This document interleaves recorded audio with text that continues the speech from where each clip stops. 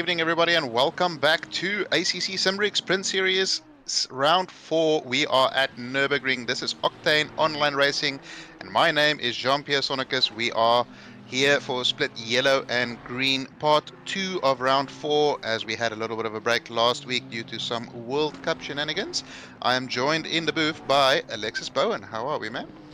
Oh, I am doing fantastic. It is great to be back in the comms booth for tonight. And yeah, of course, we've got a nice wet race extravaganza coming your way as we had Thursday night last week. Yeah, as people can see on the beautiful stream there, it is, I hate to say this word, but it's very, very moist. And it's going to be like that throughout qualifying and the race. This is one of 2 confirmed wet races for the season, which is a new addition to the Sprint Series, which is actually, from my experience so far, a nice positive addition. It really gives you that little bit of extra time to prepare for the wet races. How do you feel about a forced wet race, Alexis? Yeah, no, it's a great idea. Like it makes wet racing actually enjoyable because you know what's coming ahead of you, so you can actually prepare a setup specifically for the conditions and can therefore have more enjoyable racing, more enjoyable driving experience in these conditions. Whereas normally you'd be stuck with whatever setup you run in the dry, and it just sometimes it can work out okay, other times it just feels like an absolute slog to get through. Yeah, absolutely. As we were discussing just before we went live, I mean, this is my first race ever where I actually used a dedicated wet setup, and it was about half a second faster than sort of the normal qualifying or race setup with wet tires on. So there's a lot to gain from it and not really much to lose by just that little bit of extra practice. But for those unaware, the race will also be taking place at night, which adds another little level to the challenge that the drivers have to deal with this week. Oh, it certainly does. Adding wet weather conditions with a dark racetrack is going to be a very, very difficult task for these drivers to overcome. I mean, they've already got the headlights blaring right now, but it's going to be essential once they come to the race. Yeah, and once we do get into the race, we'll see some onboards from a couple of the drivers in the mid pack, and you will very quickly realize that they cannot see anything. So, just what's your approach to this type of race? If you know you're not going to qualify on pole, do you sort of just take it easy coming into the race, make sure you stay nice and safe, or do you just absolutely send it come lap 1 and try and gain as many positions as possible? Wet conditions is always going to be a painful one to get through cleanly at turn 1, but at the nighttime conditions, and yeah, you're definitely going to be wanting to take it a little bit easy, but you've also got to be aware of the drivers around you. It's going to be a lot harder to spot your braking points in those sort of conditions, so you do have to have your wits aware around you, but yeah, for me personally, I'd just be trying to survive the best I can. Yeah, I think it is very much a battle of survival as we see the first couple of laps coming in. And so far, Mia Rose is on pole with a 2:04.7, so it's not the wettest the track gets. Usually gets up to about 2:09, somewhere around there when the track is really, really properly wet. Bruno Gallo here up by a couple of tenths. He's currently sitting in P2. And the two of them are way clear of the rest of the pack. But we did see Lucas Burst there on his first attempt at a lap getting a little bit held up by, I think it was Benjamin Piper and Audi. So he backed out of that and will try again. There's still 9 minutes remaining, so loads of time. But it does take a couple of laps for the tires to get up to pressure. But as we see Gallo here up on his time, can you maybe tell us what the championship standings are? Because from my recollection, it's all nice and tight throughout all the classes. Yes, it is. Currently, we have our provisional pole sitter Mia Rose in the lead of the split yellow standings on 357 points, followed by the ever consistent Lucas Burrs in his Nissan on 343.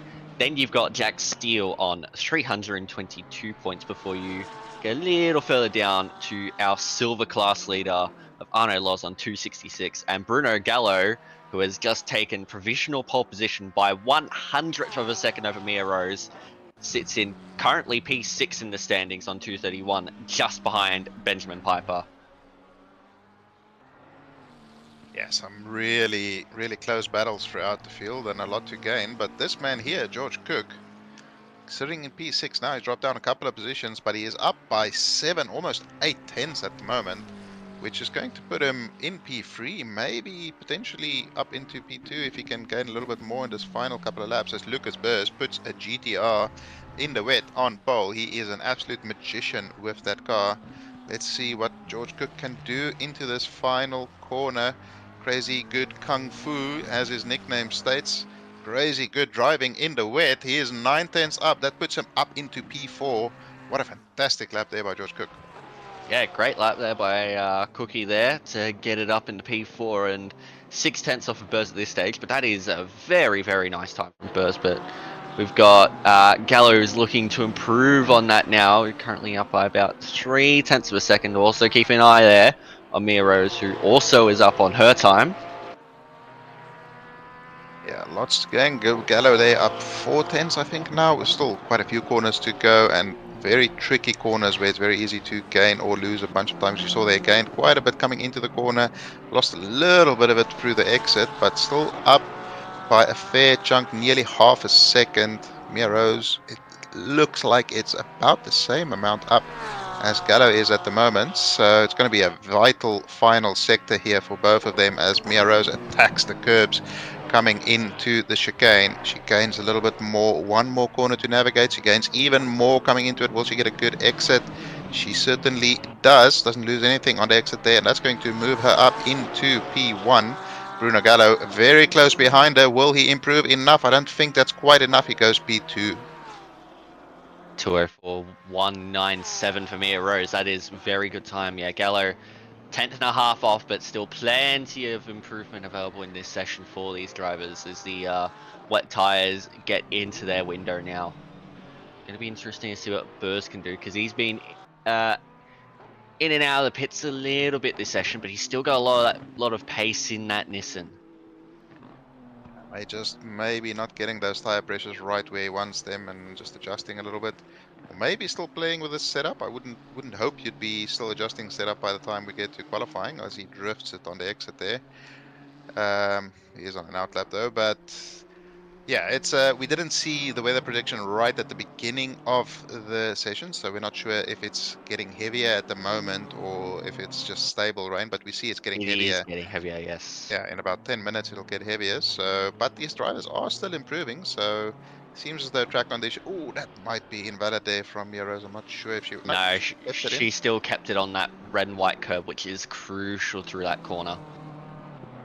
She comes up through Schumacher S's, gains a little bit on the entry, loses most of it on the exit, and a couple more corners to navigate. She doesn't need to find much, but is Gallo up on his time? He needs to find a 10th and a half. Lucas Burrs, whoop, that's not the line that Mia wanted to take there, known as the esports line, and both of them do it, so. They are esports caliber drivers, so taking the esports line makes sense. Now we're looking at Lucas Burrs, who is now on a lap and is already finding a 10th in the first half of this first sector. Yeah, as we said, what he's able to do with this car, I would love to see what he's capable of in a proper car.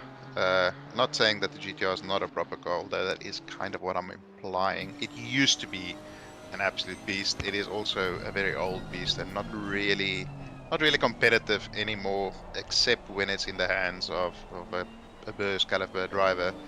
Gaining a little bit as he goes through the lap. He's lost a little bit on the exit there, but he comes up towards the S's. Still a lot of corners to potentially gain some more time, although he does need to find another. Never mind, he just found about 2 tenths on the exit of the S's there. And he currently, if he can keep this going and keep that gain going, will do enough for pole.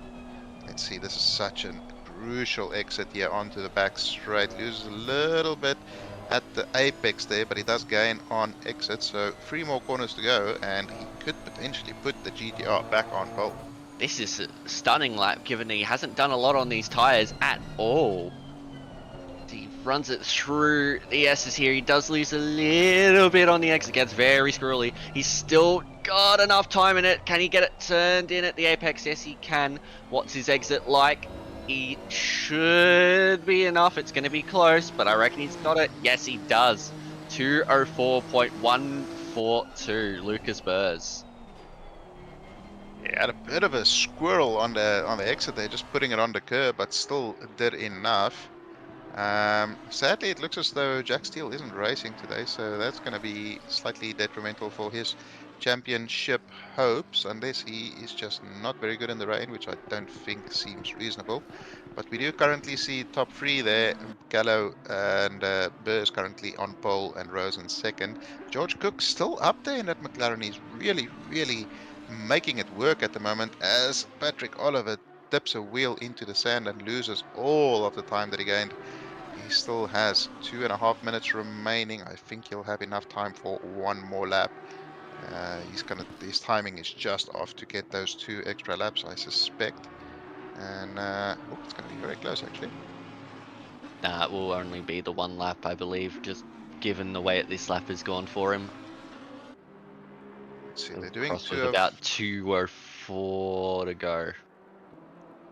Should be close. Here we go. Back onto Mia Rose. She's up by 3/10, which is more than enough to get back into pole. As she comes, and that's only in the first sector already, so still a lot of time to gain through this lap.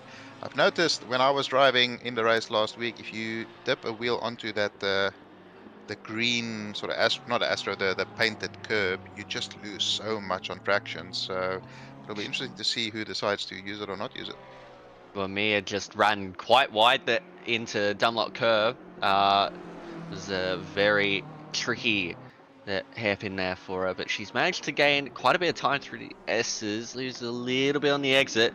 Now, through Kuma curve, she finds a chunk of time on entry, again loses it on the exit, so she is really, really pushing right now. She'll have time for one more, but right now this will be enough to get her back into pole position and potentially into the 203s. She's maintaining that delta. She comes up towards the NGK chicane. Takes a lot of that curb. Didn't really affect the car too much, but she does lose a little bit on the exit. She still has enough. Goes a little bit deep. That's going to give her a good exit potentially, but she does lose most of that time. Will she gain it back? She gains enough on the exit there. That should put her back in pole. Only 4/100ths ahead of Lucas Burrs. Has not a lot of time for him to find, but she will have one last attempt at a lap. And there's still a lot of potential here to improve. Although she does have traffic ahead of her, I No, hope she's that, gone deep. That's very deep. A little mistake there, but she's going to keep going on with it anyways, given that it is the last lap. So we look at Bruno Gallo now, who is about a 10th and a half up, going through the first half of this first sector. Oh yeah, gets loose, but it's very, very tricky to lose it on the exit of the Mercedes arena. Yeah, I mean, the Mercedes arena is challenging enough in the dry to get a good exit there without exceeding track limits. Doing it in the wet is just unnecessarily difficult. It's like a FromSoft game, the Elden Ring of corners, basically. It's almost impossible to get it right the first time. As we see, Eric Scarney here in P15 is up by half a second. That should jump him up about 3 or 4 positions at the moment. Quite some big gaps through the mid-pack there. Lost a bunch on the exit there as he comes through the S's. This is where a lot of laps can be made or broken. So easy to run deep here. He gets it in nice and tight. Could he stay in the limits? He does, but he loses a bit on the middle of the 2 corners there. Can he get a good exit? Runs it a bit wide and a little bit of a slide, and he loses all of that positive delta, but he starts regaining it again as he comes down to the Advan Bogen, I think. I think it's still the Advan Bogen. And then up into the NGK chicane. Will he gain a bunch in the final couple of corners? Let's see. He lost a little bit through the chicane now through Coca-Cola curve. The final corner And he's going to stay where he is in P15. Yeah, he won't be happy with that. He knows he has a lot of time available in that lap, but he made quite a few mistakes through the sort of mid part of the lap there, and he does a pretty spectacular 360 into J-turn into handbrake. I don't know, 360 twist. Has everybody completed the lap? There's still one car on track 152. Chris Withers, he's down by 1.5 seconds. So I don't think he's going to gain that in the final three quarters. Oh, you never know.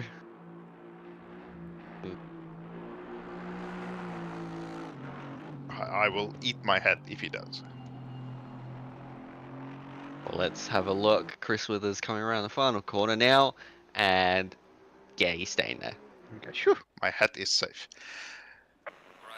But that does it for your quali session here for Split Yellow. And I believe it is Mia Rose who has taken pole position from Lucas Spurs.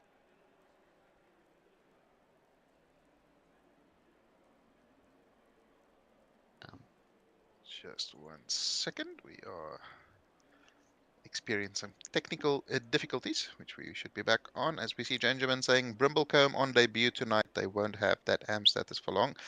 That seems like a pretty safe bet, as I think he qualified, what was it, P6 or something? We'll see soon. Yeah, then he definitely won't have the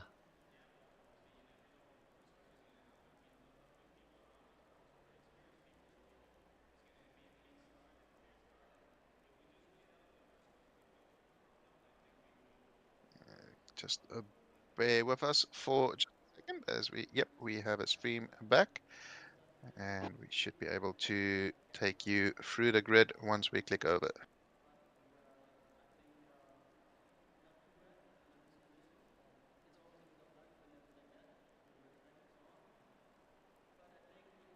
The stream has gone a little bit choppy, it seems, but just look how beautiful it looks at night in the rain. yes, it is certainly quite beautiful, quite photogenic, I would say. As we start to get a look here at some of these beautiful liveries we have there as well. Mini Sanders with his octopus inspired livery, I think. Well, some of them are beautiful. Then you also have some um, otherwise designed liveries, I shall politically correctly say without trying to offend too many people.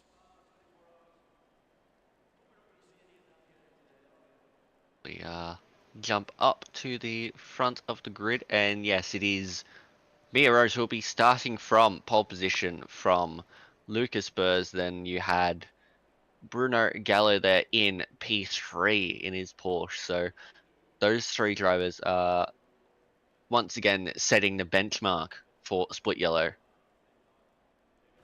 Yeah, it's not what Jack Steele wanted to see. He would have liked to see these people a little bit further down the field to sort of mitigate the loss of championship points.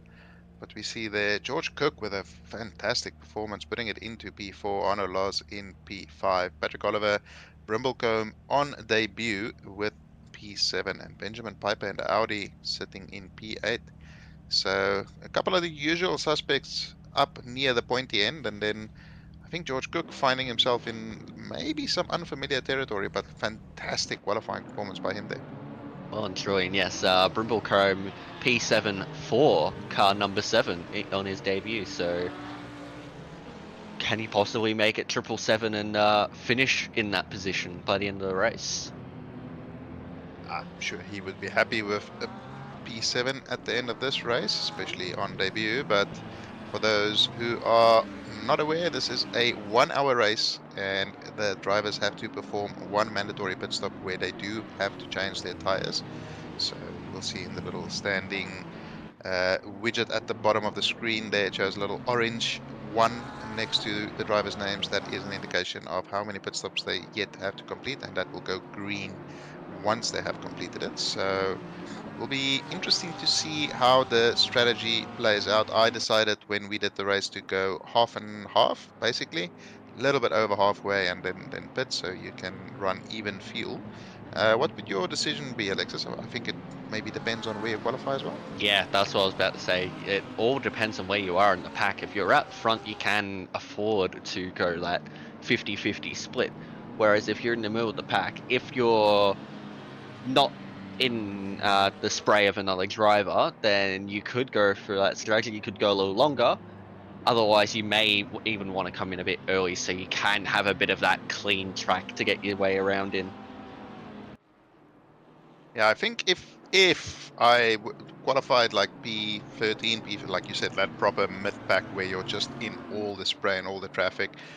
Personally, maybe sort of pit after about 2 laps, 2 or 3 laps, as soon as you can, and then you run in clean air for the rest of the race. Obviously, you have a little bit of heavier fuel that you have to deal with, but in these conditions, the fuel don't have quite as big an impact as they do in the dry. So could potentially make that Uber undercut work if you can get some nice consistent laps in. Yes, certainly. I mean, I guess that all depends on how you treat your tires a bit as well. Yeah, but the wet tires are pretty resilient in terms of how long you can go on them. And there we see these drivers are going 80 kilometers an hour, and you can see what the visibility is like What for Bruno visibility? Gallo. Well, that's also a fair point. There we go. Oh, It's the, uh, perfectly visible. well, if the FIA was running this race, it would be an immediate red flag. That is true. But speaking of flags, we are about to go green fairly soon. So I'm going to hand it over to you, Alexis, to take us away for split yellow here.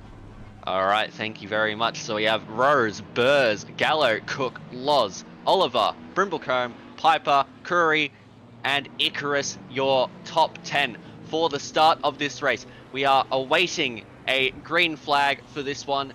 We should get it very soon. And there we go. We are green, green, green. And Burrs has made a great start. But behind them, they have to be very, very careful. Bruno Gallo is... No, he's going to back out of that one. But Mia Rose has the inside line. Burrs had a very, very good start. Who's going to get through here? There's already calamity at the back as there's a driver who has gone off track. And there's someone around there at turn one. There's a few drivers going off as well. But they've all gotten through pretty cleanly. We're just looking now. Arno Loz. Oh, that's deep from Piper there. And he manages to hold on to it. Looks like Mia Rose out front has managed to consolidate her lead. But Burrs has gotten a very, very solid exit. Is he going to have a look at diving down the inside of BMW? No, he's not. He's going to hold back for now. But Burrs looks very, very racy so far. Mia will have to be very, very careful for that. As we look now at Patrick Oliver, who is behind Arno Loz. And most drivers have managed to stay in the same position, although it looks like Piper's managed to get ahead of Brimblecombe up into P7. Paddy Oliver just trying to find his breaking points, as that is Bruno Gallo going off, and as allowed George Cook to go through up into P3. And now Arno Loz, is he going to have a look around the outside of Schumacher? Is he going to be very careful there? Bruno Gallo manages to stay ahead for now, but he doesn't want to make those mistakes too often from here. And now Cook is all over the back of Burrs. Burrs went off at the S's. Yeah, so a few of the drivers at the start of this race making a few little errors, as we have a big yellow flag in the background, and there's a safety car. Okay. Yeah, that's a lot of drivers caught up in that one. Yeah, that was spectacular start there. I mean, Burrs all over Mia Rose. George Cook picking up 3 positions. He's up onto the podium, and Benjamin Piper welcoming Brimblecombe to Sprint Series with Ascend of the Ages. How he managed to get that car stopped is beyond me, but what an overtake that was by Benjamin Piper there. Oh, absolutely, yeah. I honestly thought he was going to be going right smack bang into the back of Loz, but he managed to hold on to it really, really well. But we'll have to see what happened further back, but it looks like there was quite a few cars involved in that yellow flag incident. So we'll wait for the drivers to get onto the back of the virtual safety car train, and we'll get this race back underway imminently. But right now it is still Mia Rose from Burrs, then it is Cook, Gallo, Loz, Oliver, Piper, Brimblecombe, Curry, and Price, your top 10. Yeah, so usually we would start racing after 1 lap, but I think due to the late nature of that safety car happening sort of almost in sector 3, they will do 1 full lap under the safety car. This race there is no pit window, if I recall correctly, so the drivers can stop now to complete their stops if they want to. Even if you have some damage, as we see a couple of drivers dive into pit lane, and they will be able to join up to the back of the pack, potentially, if they can make it there before the end of this lap. Yes, well, I mean, if they do a pit stop now, that would not count towards their mandatory within the rules, would it? Given it is under safety car, but we take a look now. Oh, through the S's. Oh dear. Oh dear. Yep, that Oh, was only going to end one way. And it's ended in calamity. Oh dear. Oh oh, no. no, okay. Anybody else want to join the party? Uh, Oh, mm, Mini Sanders nearly. oh Would no. rejoin. Oh. Okay, okay, Um, okay, wonderful. yep, so Just just through the S's here, and this was always going to happen. Now we take yeah, a look. a little bit further back here at Perkins. And oh, Oh. yep, okay. And he managed, Perkins got through that unscathed. Yeah, So somehow. not 100% sure how he did that, but I would love to learn that trick because that was pretty impressive. As we see Jan Tully, member for 17 months. Hello, Jan. Get a replay here of Mini Sanders. He was one of the last cars to come up on the incident. And that is that is quite a sight. Yeah. Right there. Oh. Ooh, okay, just a little tap there. Yeah, just a little tap. Yes, thank you very much, Jan. 17 months. We love having you in the chat as always.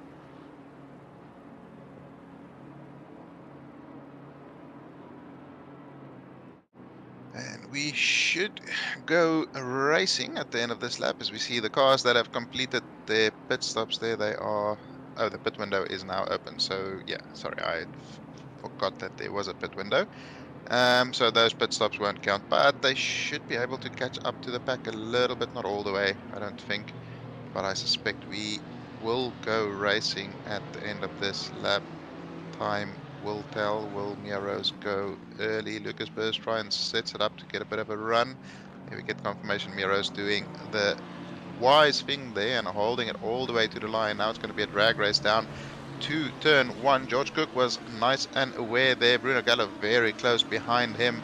Will Cookie need to defend into turn one? He kind of does. Bruno Gallo still goes up the inside. Sends it up late on the brakes. Loz and Pat Oliver both late on the brakes. Benjamin Piper entering the corner backwards. That's not the line. And Loz is still ahead. Benjamin Piper, after that fantastic start, loses all of the positions that he could Oh potentially no. lose. Yes, such a bad spot to have that spin. And it looked self-inflicted. I think maybe just braked on the curb or a little bit late. But towards the front, everybody got away nice and clean. Gallo is through on Cook back onto the podium. He'll be hoping to actually break where he's supposed to break for the hairpin this time around and not lose out again. But George Cook is going to be under a bit of pressure from Arno Loz. And Lucas Burrs not getting quite the start he would have wanted. Miro's already opening up a little bit of a gap. He will try and close that down as soon as possible. Certainly, because that was a very clean move there by Bruno Gallo. Cook was defending inside, but just left enough room for the Porsche to sneak up if he wanted to, and ultimately got a very, very clean move done. As we look now at Brimblecombe, who is back in the P7 after Piper's incident. We'll have to see what happened there. He's looking pretty solid on the back of Pat Oliver, and has gotten a nice run through the S's. If he wants to go up the inside here, no. Chooses the better of it, but Pat Oliver just seems to be pushing a little hard at the moment, so might be compromising his exits a little bit. That could invite Brimblecombe to snag another position. But Loz 2 is also on the back of Cook after Cook's very, very good start of capitalizing on Gallo's error, but right now, things stand as they are. Oh, that's the Oh dear. Yeah. Okay. They both went deep. They both went deep. Yep, no, that's target fixation if ever I've seen it. Sort of, I'm following this car, I'm following this car. Okay, this car's going off track. Never mind, I'll keep following it. Yep. But luckily, none of them went around, and they can continue racing. But yeah, as you said, Patrick Oliver there maybe just pushing a little bit too hard on that these opening laps. It's so easy to do. The margins are so fine in these conditions. You can't afford to break more than a meter late. Otherwise, you just keep on going. But Brimblecombe looking very, very solid on debut here. Yeah, he just went a little deep at turn 1, but overall he's looked very, very good. As you see a few drivers come into the pit lane with the pit window now open, and sort of doing a bit of your strategy, coming in as early as feasibly possible to get into some clean air. Is out front, Mia Rose already has nearly a 2-second gap over Lucas Burrs. Get a replay here of Benjamin Piper's adventure into turn 1. Everybody's favorite cam, close follow or chase cam, as they call it. And does he just brake a little bit too late? Yeah, he was very late on the brakes there and then got on the curb. So that was just a culmination of a couple of mistakes there that led to him facing the wrong direction. Was, yeah, interesting. He broke and then stopped braking and broke again. So yeah, interesting way to go into the corner, but unfortunately, What has yeah. happened to Brimblecombe? Oh Brimblecombe dear, yeah, definitely no, Brimblecombe has had an issue. Oh dear, and he's yeah, Yeah, maybe not. I'm gonna blame Gingerman for this, to be fair. I'm not taking responsibility for this one. He is the one who brought Brimblecombe to our attention. So yes. Unfortunately for Brimblecombe, there has lost a couple of positions. Their car 24 also going very slowly after the SS. I think he also had a bit of an off coming out of the SS there. Meanwhile, Petty Bridge has gotten a nice 10-second penalty. See Josh Holmes with the South African flag there, so a fellow South African doing some sandy adventures there, which you don't want to be doing in these type of conditions, but he is going again. Doesn't seem to be any form of floppy bonnet as such. Eric Scarney up into P8. I think he started P15, if I'm not mistaken, or P16. Yes, Scarney's up plenty of positions right now. He's doing very, very well, making up for lost time from qualifying, and is really putting in a performance so far.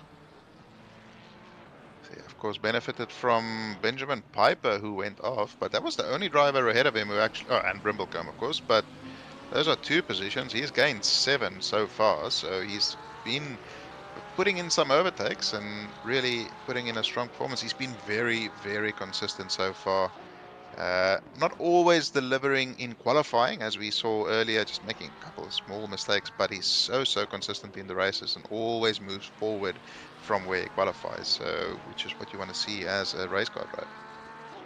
Yeah, no, his race pace and consistency has always looked good. As up just up ahead, there looks to be an issue. As there's Brimblecombe going off. That's self-inflicted. Just a little too deep. And back onto the track. Be careful when you rejoins. Yeah, he's been good. Great awareness. Yep. And that was a very good rejoin. With your excited tone there, it looks as though he was going to do something monumentally stupid, but he actually pulled it up nicely and was very, very smart in his rejoin there. Great awareness of what was going on around him off track or on track. Mia Rose 3.5 seconds ahead of Lucas Burrs, so she is just in a different class in these conditions apparently. Meanwhile, looks like Patrick Oliver is managed to get past Arno Loz and into the top 5, so that was the move we saw earlier. Now, he is all over the back of that's blue flag, yeah.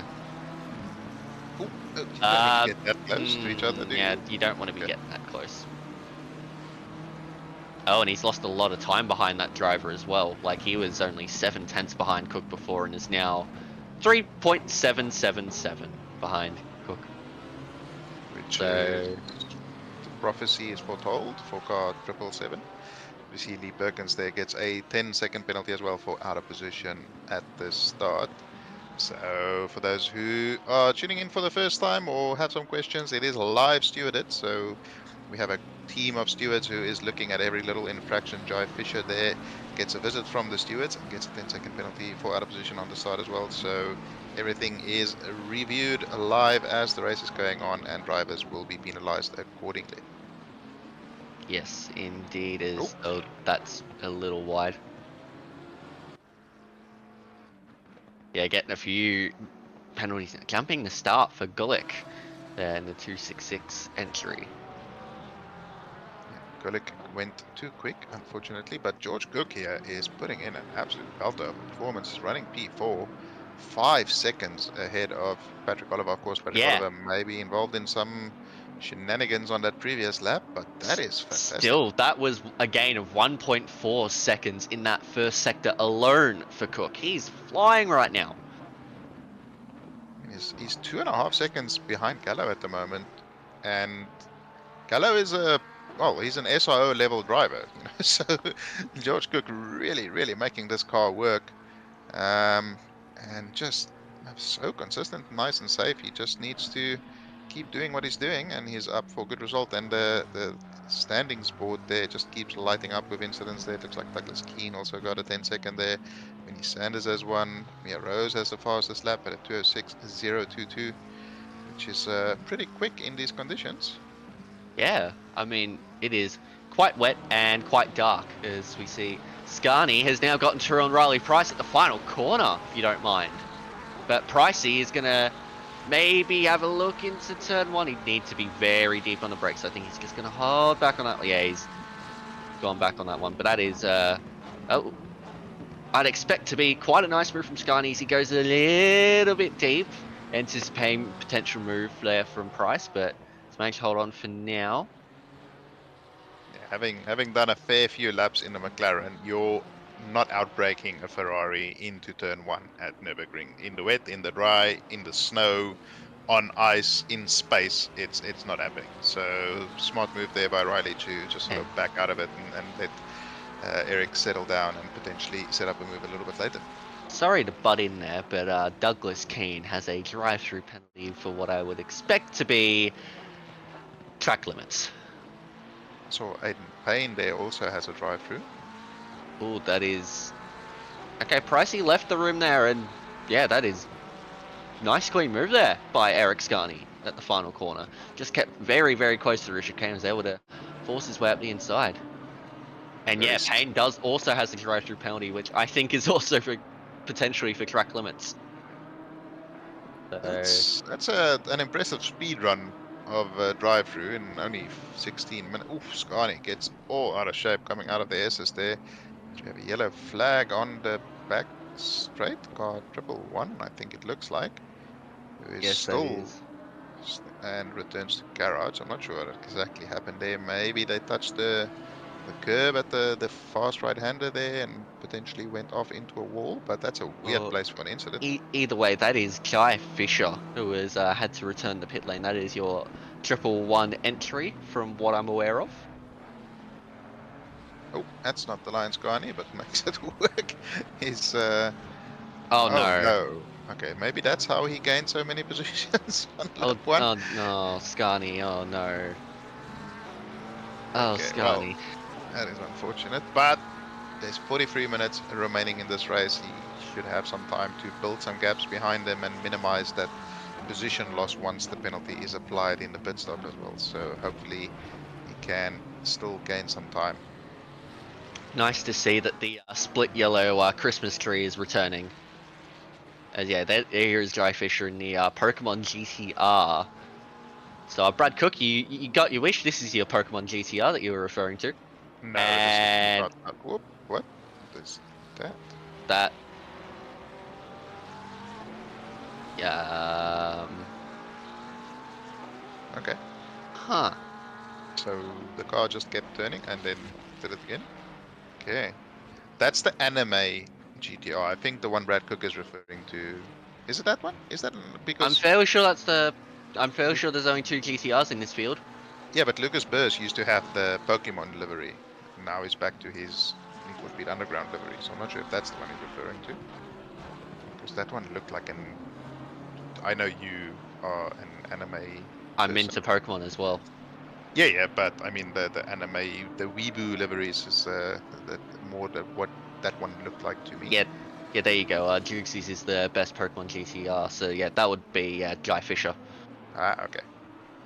Didn't get a close enough look at that, but Sean Brimblechrome here, still behind Perkins. Perkins does have that penalty that he will need to serve, and I don't think Brimblechrome will have any damage from his. Oh, we might get some damage if he continues doing that. But yeah, just the wet tires takes a couple of laps to sort of dust off all of the dirt and get back onto pace. But speaking of pace, Mia Rose just laying down the gauntlet, 2:05.5. She is flying away, 6 seconds ahead of P2 at the moment. Can we get some mid-race ballast put onto that car, please? Or just a penalty of you have to finish the race on dry tires? Because that is some ridiculous pace. As Brimblecomb's gained a Oh, lot. yeah. Okay, well, What? That's certainly a move. Maybe a little bit too close for my comfort, but it's a done move. It's no contact involved, so yep. I mean, it's an overtake. Of all the overtakes I've ever seen, that's one of them. oh dear. But as you said, no contact there, and Perkins gets very close to the rear end there coming out of T1. But yeah, he got the move done, essentially. Whether I think whether Perkins likes it or not, the move was performed. I don't think there was a lot of consent from his side there. But the overtake is done, and Brimblecombe will be Oh, at Brimblecombe, you quite have the to be track. careful there. Don't want to exceed the track limits too often there. Very easy to get warnings there, and he's really pushing that Lamborghini. I think it's one of those where you lose a bunch of positions through your own mistake. You're gonna push a little bit harder than you necessarily would have to try and get back up to where you were um, before you made your mistake. So hopefully he keeps it on track for the rest of the race and doesn't have any more oopsies. But yeah, certainly an aggressive but a good overtake there. That's a really clean move. And Lee Perkins will be kicking himself for not being more aggressive on the defense there, I think. I I honestly think he'd be kind of thankful that he wasn't as so aggressive. Oh, Mia Rose 2:05.3. I think she's gained 2 seconds on like over Burrs this lap alone. Yeah, Yep. 1.8 seconds. That is Although Gallo is right on the back of Burrs, so I'm wondering if Burrs maybe had a bit of an oopsie. potentially. Potentially. George Cook there, he's grown the gap to Pat Oliver behind him to nearly 7 seconds. Now he's still losing out to Gallo ahead of him. I don't think he's really in the fight for the podium as such, unless these two decide to battle it nice and hard and start losing some time. Just look at the time difference there. Gallo last lap was one of the fastest drivers on track, and he's a second slower than Mia Rose. So it just really puts into perspective what she's doing at the moment. Of course, certain cars are a little bit better in certain conditions, but the Porsche is pretty much the best car in wet weather conditions at the moment. The GTR is also a car in the wet conditions, but Mia Rose is certainly just doing some special things in that BMW at the moment. Well, if the Nissan is at least a car in these conditions, that's more than what it is in the dry conditions. Well, it looks as though it brings it into it a little bit more, to be honest, the wet conditions. Burrs has been, I mean, he's been competitive throughout, but he's looking very, very racy in these conditions, and maybe he's found a way to activate the stock factory four-wheel drive system in the wet and just gets a little bit of extra grip. But it's not enough for him to be able to keep up with Rose, who is currently over 8 seconds ahead after 23 minutes of racing, which is pretty spectacular. And she will be extending her championship lead at this stage, provided things stay as they are. There's still 37 minutes to go. Anything can happen, but you'd say likelihood is Mia Rose will be right at the front of this race when it finishes up. Arno Loz there, only 7 tenths behind Patrick Oliver, so Patrick Oliver may come under some pressure at some stage, and throughout the rest of the field there's really not a lot of battles going on. It's spread out fairly nicely. Kuri pretty close to Price, about half a second behind. But yeah, the rest of the field has settled down fairly nicely so far. No real battle packs or close on-track battles happening at the moment. But we are sort of approaching the general pit window for those who didn't decide to do the very, very early stop. So we should see in the next 5 minutes or so a couple of cars starting to dive into pit lane.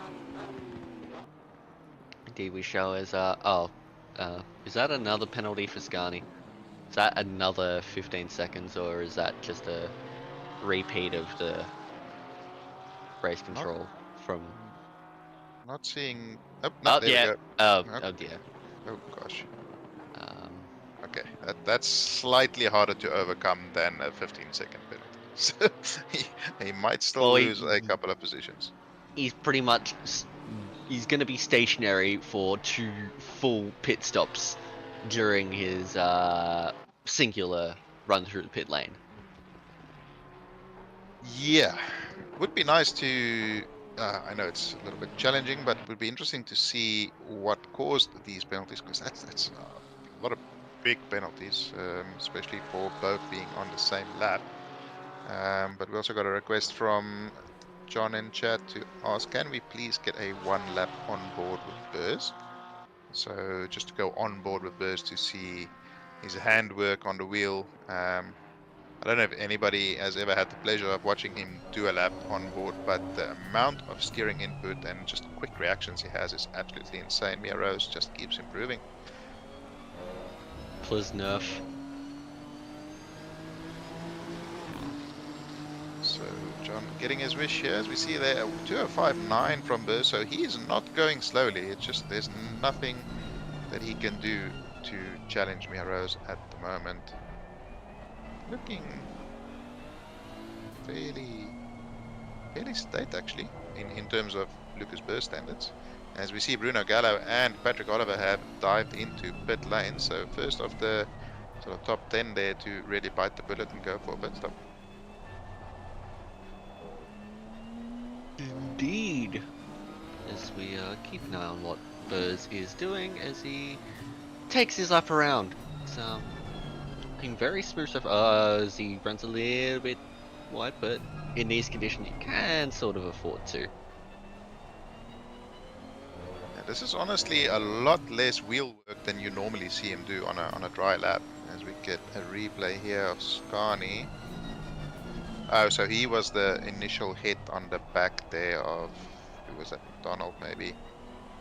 So Yeah. he gets 15 seconds for that. Was there an additional Oh no. hit on Scani? Oh no. Oh no.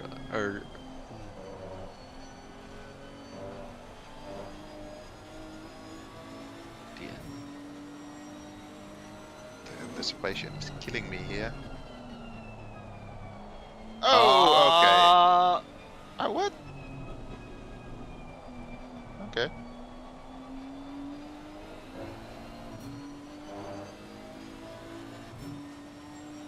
Surely that's not it.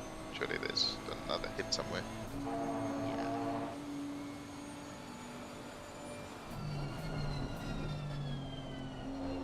Unless there's something earlier on in the lap. Okay, well, might be for that little boop under the safety car there. There's quite a strict instruction from race control to not get too close to the car ahead under safety car. Maybe just slowed up a little bit earlier than he was anticipating. And yeah, Corey, sweet. Imagine Burrs in a competitive car. That's what I was saying earlier. I would love to. Oof, Jake Faber with a drive-through penalty for an unsafe rejoin on lap 1. I think that was one of the cars there in that melee of chaos that was happening at the top of the S's that just sort of maybe rolled onto track. Yeah, that's a big penalty there for Faber. A few more drivers into pit lane. Let's This is a replay of Scani right at the start, which could potentially be the first penalty, I guess.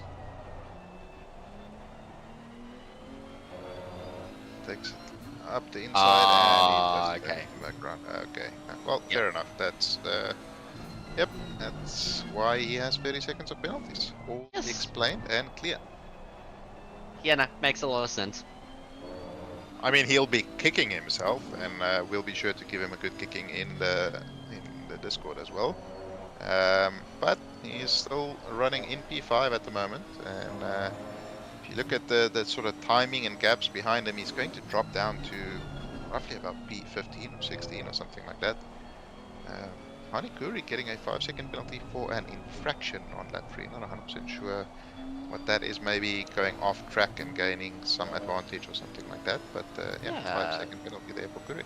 that's a rare sort of penalty to be getting for Curry. I've seen that given before for flashing other drivers, but in these conditions, yeah, I don't know. That's a weird one, very weird one.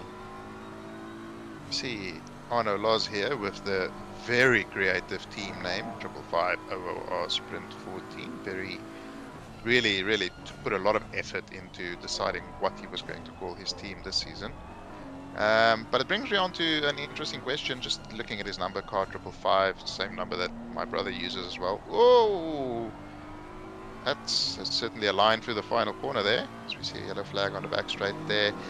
The reason my brother uses it is because 5 in Thai is ha when you say it. So when you say Ha ha 555, it's ha ha. ha ha, exactly. And it's what is the reason for you potentially? I mean, you normally use car 91, if I'm not mistaken. Yes, What is the I will reason be for that? I will be honest. When I first joined OOR and had to pick a number, I had no idea what to pick, and I just thought it just in my mind just 91 happened to stick out, and then later on, I was like, hang on, I could just use Michael Schumacher's race win tally as an excuse because he got 91 wins in Formula One.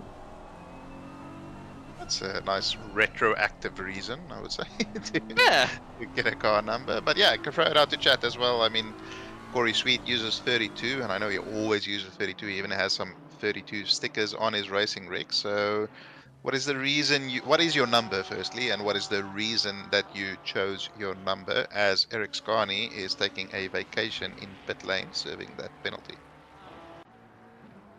yes, there'll be a nice long break. You might be able to crack open a cold one while he's in there, but we do not condone drinking and driving here. Do we condone it if it's a shoey? Because It that's what he would be doing. If it's a shoey with Farmers Union iced coffee, then it is fine. Okay. Well, I don't think that's what he puts in his shoe. If I had Yeah. to guess. Just, Oh, that's not the line there, oh, yeah, Josh. no. Careful Careful on on the the rejoin. There we rejoin. go. So there we see Gallo going through. Here's the lead driver to have pit. Patrick Oliver quite a distance behind. Patrick Oliver a long distance behind Gallo, unless the timing thing is still updating. Hopefully not. But Patrick Oliver. Okay, there we. No, it hasn't updated yet. Why is it? There we go. Okay, now that's better. Now it's only 24 seconds. That makes a lot more sense than it was before. Mia Rose is also into Le Pit Lane. Megan Lee saying 720 because ACC picked for me. Yet another inspiring reason. JP uses 44 because he is blessed with me as a brother. That is incorrect. Yeah. Corey Sweet saying first number I ever had when I started racing BMX in 1980 at 4 years old. God, you're old, Corey. Brad Cook, Stewie with iced coffee and Boax. What is Boax Red? Berg's Red. Yeah, it's a Tassie brewery in Launceston. Ah, okay. Yeah, I use 44 because it's Lewis Hamilton's number, and I know a lot of people dislike him, and it pisses people off, so that is why I use it. Yeah. Purely out of spite.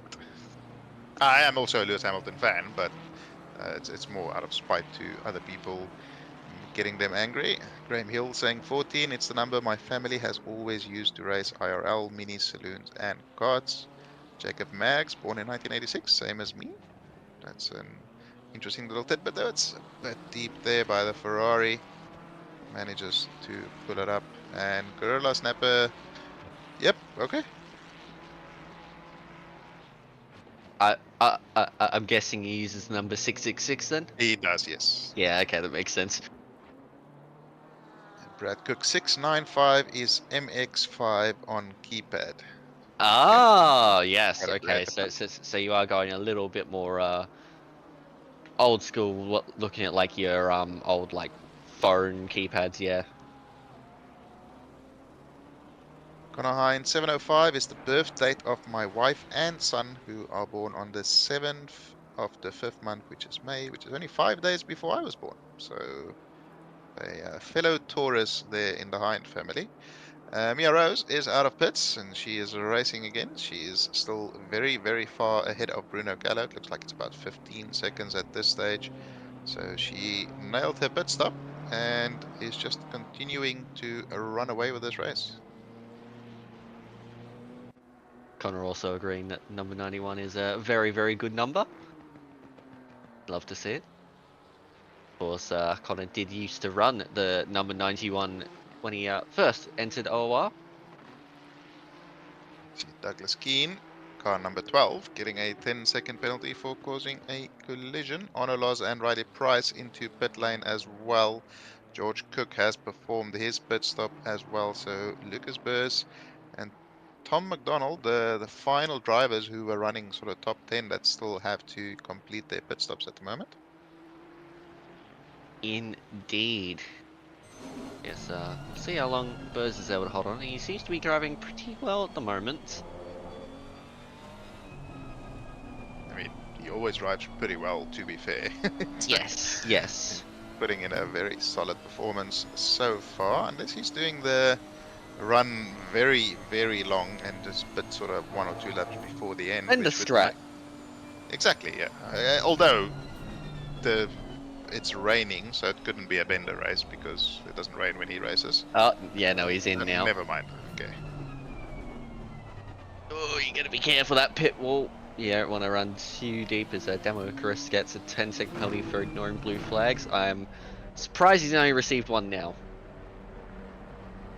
Such a tricky pit entry this as well. Even in the dry is already a tricky pit entry, and oh, that was the car getting out of the way very efficiently there. It looked like car 121.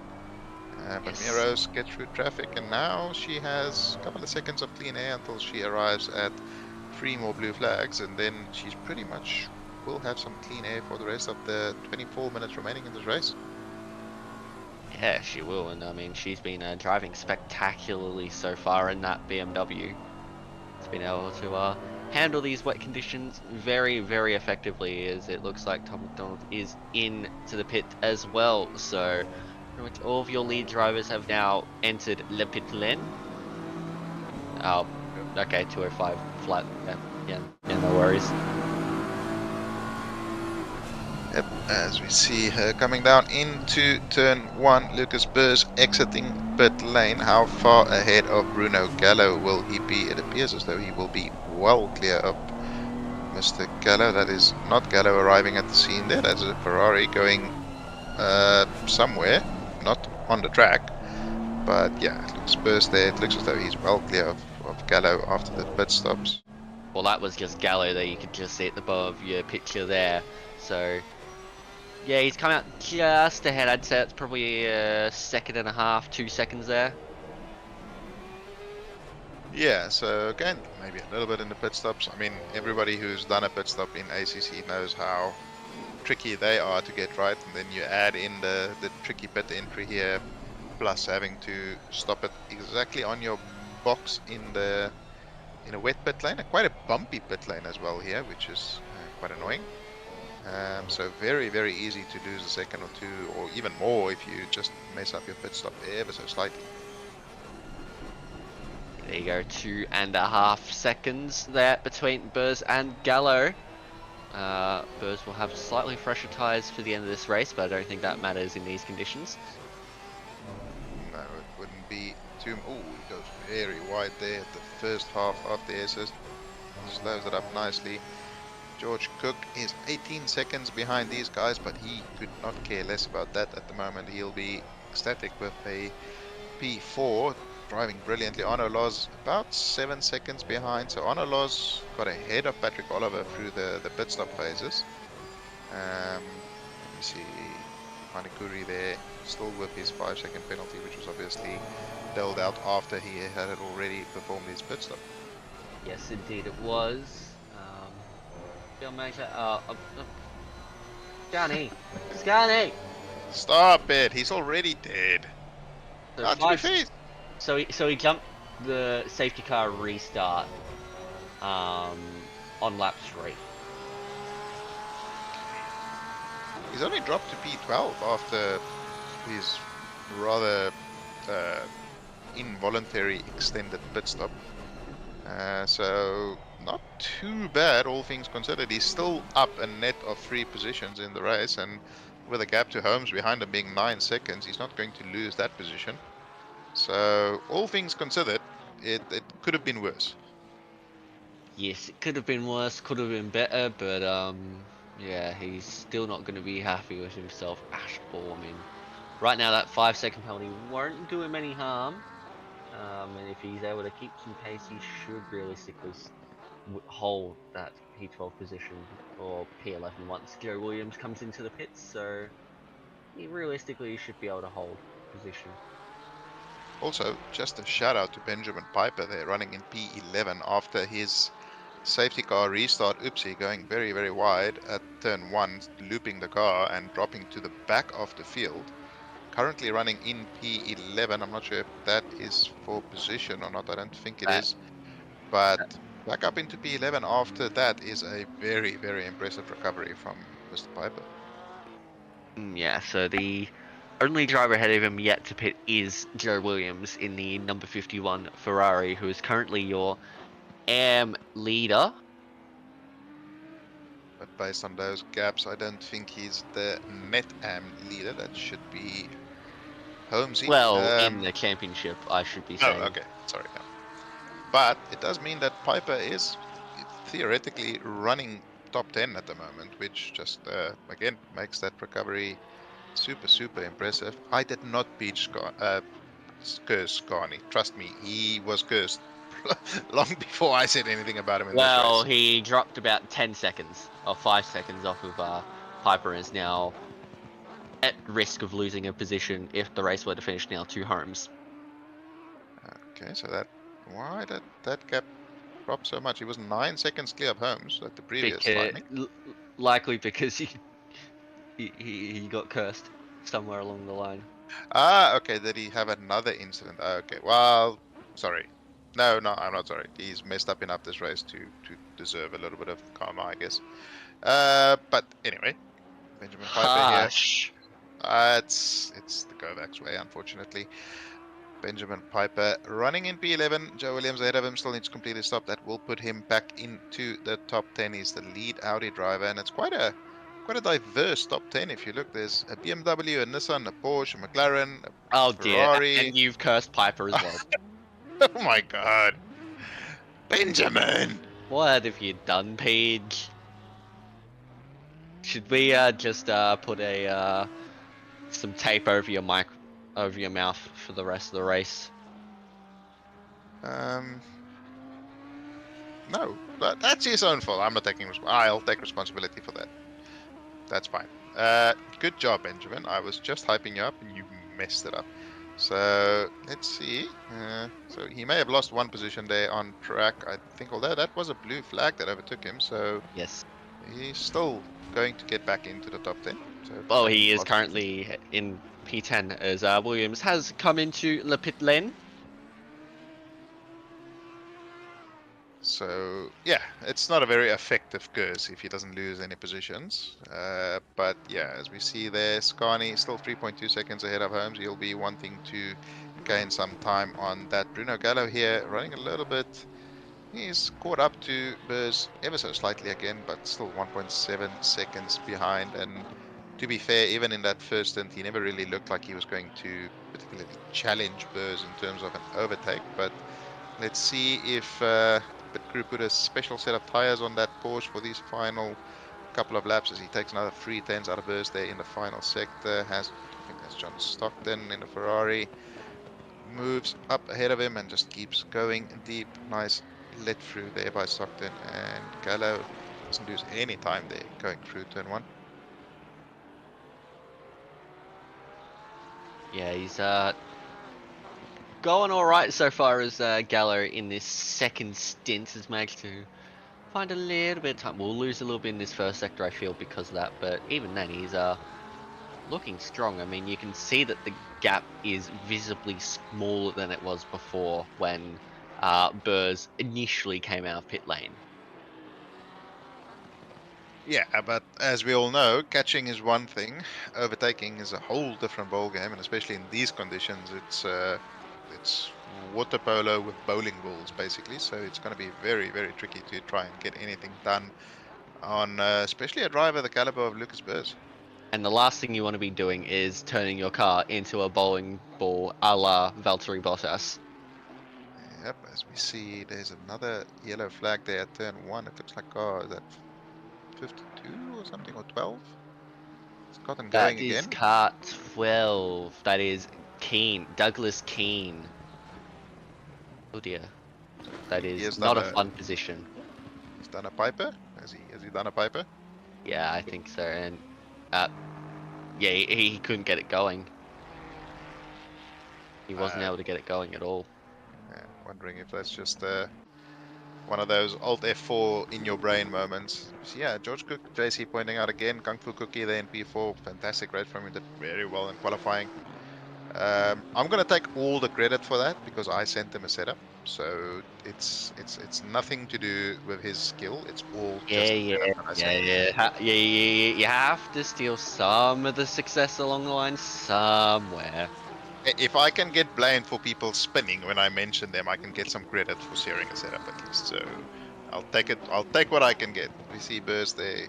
Grew the gap to Gallo a little Gallo, bit. that's yeah, not the line there, I don't think.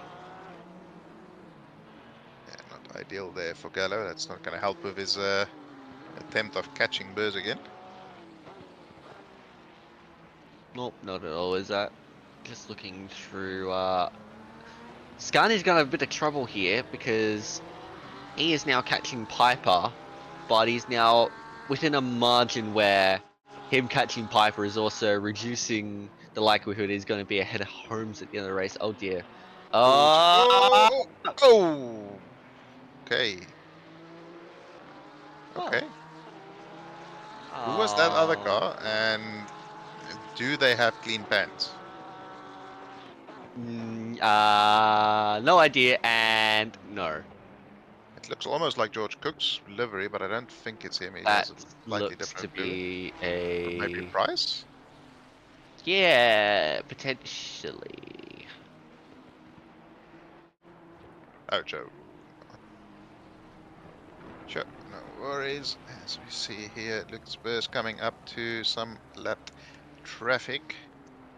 Hopefully should be able to get out of the way nice and quickly, and does a great job immediately out of the way. Doesn't cost Lucas Burrs too much time there. And that gap to Gallo back up to 2.5 seconds. So yeah, I don't think Gallo will be able to do anything towards the end of this race as the temperatures have dropped to 14 degrees. It's nice and cold. The track is nice and cold. The tires just do not want to get warm.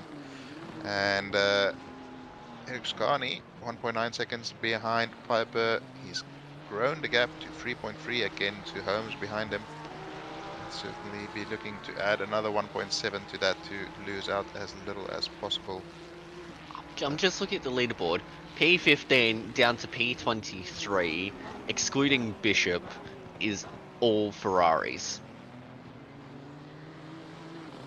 So Ferrari OP confirmed? Is that what we are taking away from that? I mean, it's certainly a popular car. Given that it is P15 down to P23, would saying OP is a bit of a stretch on this occasion? I mean, at times it can certainly be a very, very quick car, and at times stupidly fast. I mean, in fairness, also, if you look at the little driver tag next to their names, the majority of them are AMs. So it is also where you necessarily expect AMs to be on a leaderboard. It just so happens that a lot of the AMs are choosing the Ferrari due to it's quite an easy car to drive. Not necessarily Yes. a lot of people like, ooh, Riley Price keeps rotating. Oh. Does he? Okay. Yeah. Manages to save Yeah. it and Watch the keep it out of the rejoin. wall. Okay. Is that Kuri? It might be Kuri. That's a That is Porsche. Curry. Yep, so the battle for the Pro-Am lead is well and truly on now after that mistake from Price. But just to get back to the Ferrari for just a second, there's a lot of people who want to rave on about how easy it is to drive and it's not fair because it's so easy to make it go fast. It's a very easy car to drive, which I don't think anybody will ever dispute. But Easy to getting drive, hard to master. exactly getting that last sort of 5% of like optimum pace out of it takes a lot of work, and it's a very tricky car that you actually have to push to the limit to get that last little bit out of it. It is a lot of fun to get right. When you get it right, though, is Douglas Keane gets 10 seconds for causing collision on lap 19. That would have been for when he speared off at turn 1 and had the slightest bit of contact with Riley Price. Yeah, it's I think that all things considered, the amount of speed he was carrying there, Price will be happy with the amount of contact that happened versus what potentially could have happened. So not the end of the world, and I think Douglas Keane will accept that penalty fair and square. Although he has returned to pits, I think he has left the server as well. Reminded me a little bit of the European Grand Prix that Marcus Winkelhock led, where for like just a lap or two there, it just absolutely pissed it down with rain and everyone was just going off at turn 1. I think there was one car that got very, very close. I think it may have been Scott Speed's Toro Rosso that got very, very, very close to hitting the back of I think Jensen Button? A Honda or something? Absolute chaos at turn 1. It was quite a spectacular sight with the camera, just a car coming from left on screen, out of screen on the right, into the sand. Just the best drivers in the world just being made to look absolute fools for a couple of minutes there. Yes, I mean, it was quite treacherous, and I mean, Spiker with the absolute boss of a strategy going on the wets and at the end of the formation lap, sending Marcus Winkelhock, the one-time Formula One racer, and quite successful in other categories as well, into the lead. Liuzzi came super close to hitting the recovery truck, which was Yes, yeah, I do remember. I mean, obviously I didn't watch that race live, but seeing clips of it afterwards, yeah, I do recall, yeah, there was a Toro Rosso that got very, very, very close to hitting the recovery truck. I was just about to point out as well, as I see JC pointed in chat, there's Connie very close to Piper now and 4.3 seconds to Holmes. So he has 8 minutes to potentially get past Piper here. I don't think he'll have enough time to get past and grow that gap to 5 seconds, but all he's worried about at the moment is growing the gap to Holmes behind him to over 5 seconds. As you can see, once he's scored up to Piper here, it's come down again, as Piper is potentially just a little bit slower at this phase of the race.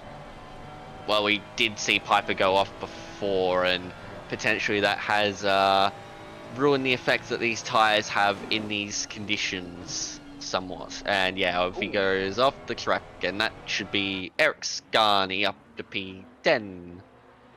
Well, that is the perfect outcome for Eric Scarney in this situation. Oh, yeah. He now has 8 minutes to grow that gap to Holmes behind him a little bit more. He could And still potentially consolidate a P10 position out of this with the way that Piper's been struggling lately in this race. It's... Yeah, that's fair. That's fair. Piper has not looked particularly planted in the last couple of minutes, so there's already 1.2 seconds there to Piper. Obviously, Piper lost more by being off track there for a little while, but yeah, let's see what Scarney can do in these final couple of laps. Yeah, this could ultimately be a nice recovery of sorts from Eric Scarney after what was quite the calamitous race penalties-wise. His racing license isn't going to be looking very healthy after this one, but if he can get away with the P10 finish, I reckon he'll be satisfied with that, even with the mistakes. I mean, in fairness, yeah, 35 seconds worth of penalties, and he's still running P10 or potentially P10. That is a pretty impressive race from him overall, especially when you consider he started around P15 or 16. So frustrating from his perspective, because what could have been. But yeah, he's done well to sort of mitigate the damages. And Lone Wolf saying Mr. Brimblecombe smashing his first sprint race. He was smashing qualifying. His race has gone a little bit poorly, all things taken into account. He started in P7. He's now running P14. He's still P2 in class, so nothing taken away from him. Very impressive performance, but I think he'll maybe still be slightly disappointed with how his race has gone after a pretty good qualifying performance. Petty Bridge has a drive-through penalty, presumably for track limits, which I believe is the third track limits drive-through of the race, and the fourth overall drive-through of the race. I'm surprised we're seeing so many. Last week, I don't think I think we saw one for track limits. I didn't get a one track limit the whole race. I didn't think it was that easy. Apart from exit of turn 4, obviously, if you just go a little bit wide there. But that's really the only place where you can very easily get a track limit warning in this track. Maybe the exit of turn 2 here, if you just go over. But in these conditions, you don't want to go off the track there anyway, because you just lose all grip on the Astro. Yeah, no. So Yeah, I think, yeah, this corner here is the big one for track limits. So easy to just run that little bit too wide. yeah, that is true, as we are joined by Ethan Kale, a very fast driver who also won his race here last week in Split Blue in pretty dominant fashion in the Lamborghini. Joining us to enjoy some more domination here by Mia Rose. We haven't spoken about her for a little while, but she has just been absolutely the cream of the crop here. She's many seconds ahead of Lucas Burrs. She could potentially drift the last couple of laps and she would still win fairly comfortably. Just a masterclass from her today. Give herself a drive-through penalty. Not sure she has enough in the bank for that, but that would certainly spice things up in the last couple of laps. Certainly. Meanwhile, just looking at the gap there between Scarney and Piper, it's 4.1 seconds. I reckon, fingers crossed that Scarney doesn't cause any other issues, but he should be able to hold on to P10, even with the penalty. Oh, as you said, that he nearly went off. They're going very wide on the exit of the S's there. Hopefully it didn't cost them too much. But yeah, as you said, really done well to mitigate the damage so far. Just needs to find another second. He still has, where his Miro is currently going out of into the S's. So potentially 3 more laps, most likely somewhere around there. Just needs to find a couple of tenths a lap and he could still finish in the top 10. And I think he's been finding pretty much a second a lap, although he lost a little bit of time there just because of a few minor errors, but he can afford that at this stage. And wondering what's caused Piper. I know he went off, but one off won't cost you that much sort of time loss. Piper just really dropped off the pace these last 10 minutes or so. The car just not working for him. Whatever has gone wrong has been pretty brutal to his race so far. Yeah, Scarney needs to be careful now. He's just gotten his third warning. Oh dear. He's on thin ice, Eric Scarney. I mean, to be fair, that would complete his bingo card for the day if he got a drive-through for track limits as well.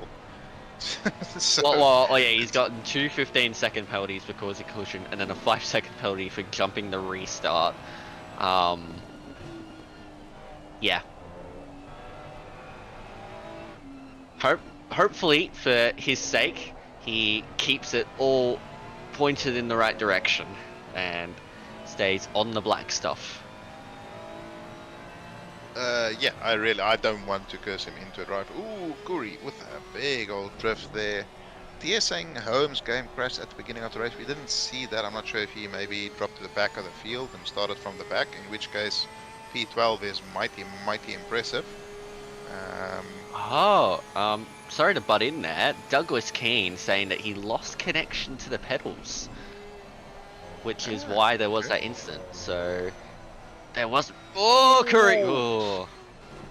So really, there wasn't a whole lot that Keane could have done to avoid that accident at turn 1.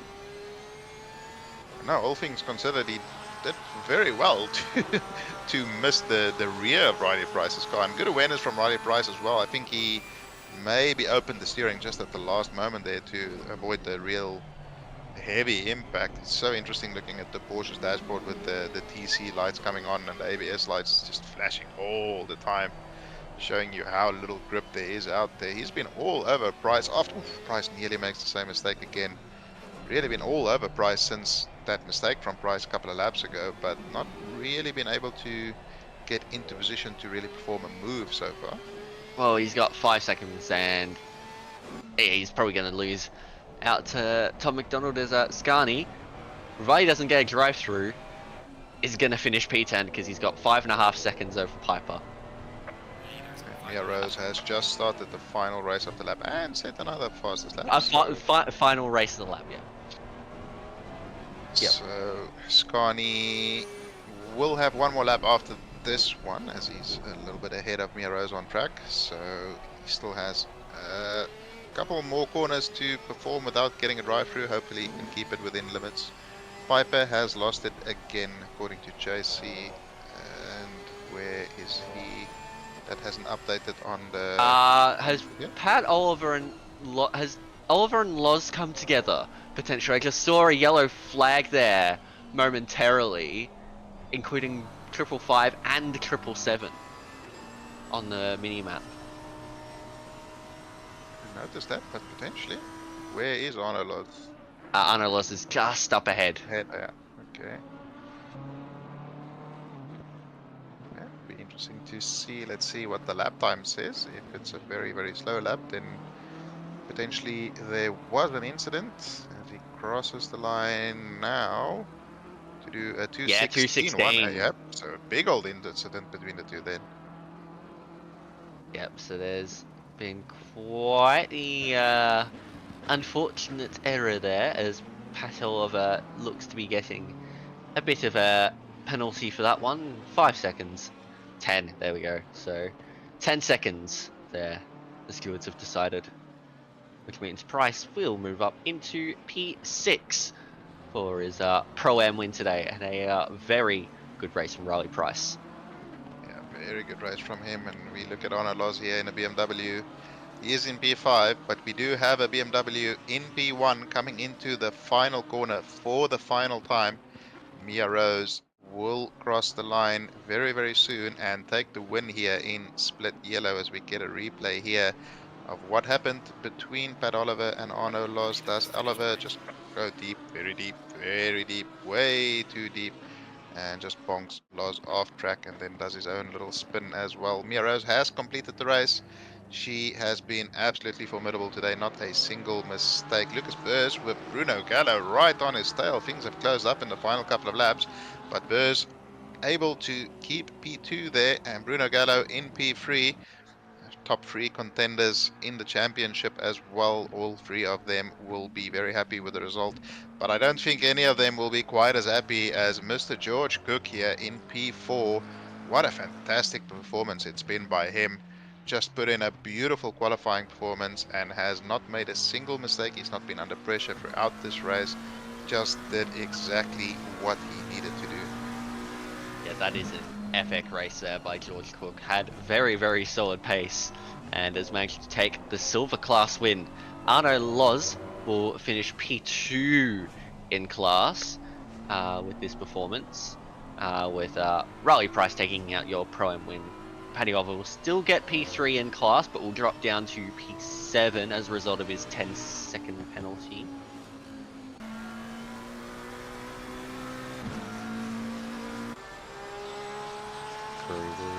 drop down behind McDonald there. So McDonald will move up into P8, Curry down to P9. And then we have Eric Scarney, who I think he is going to be getting that last top 10 placing.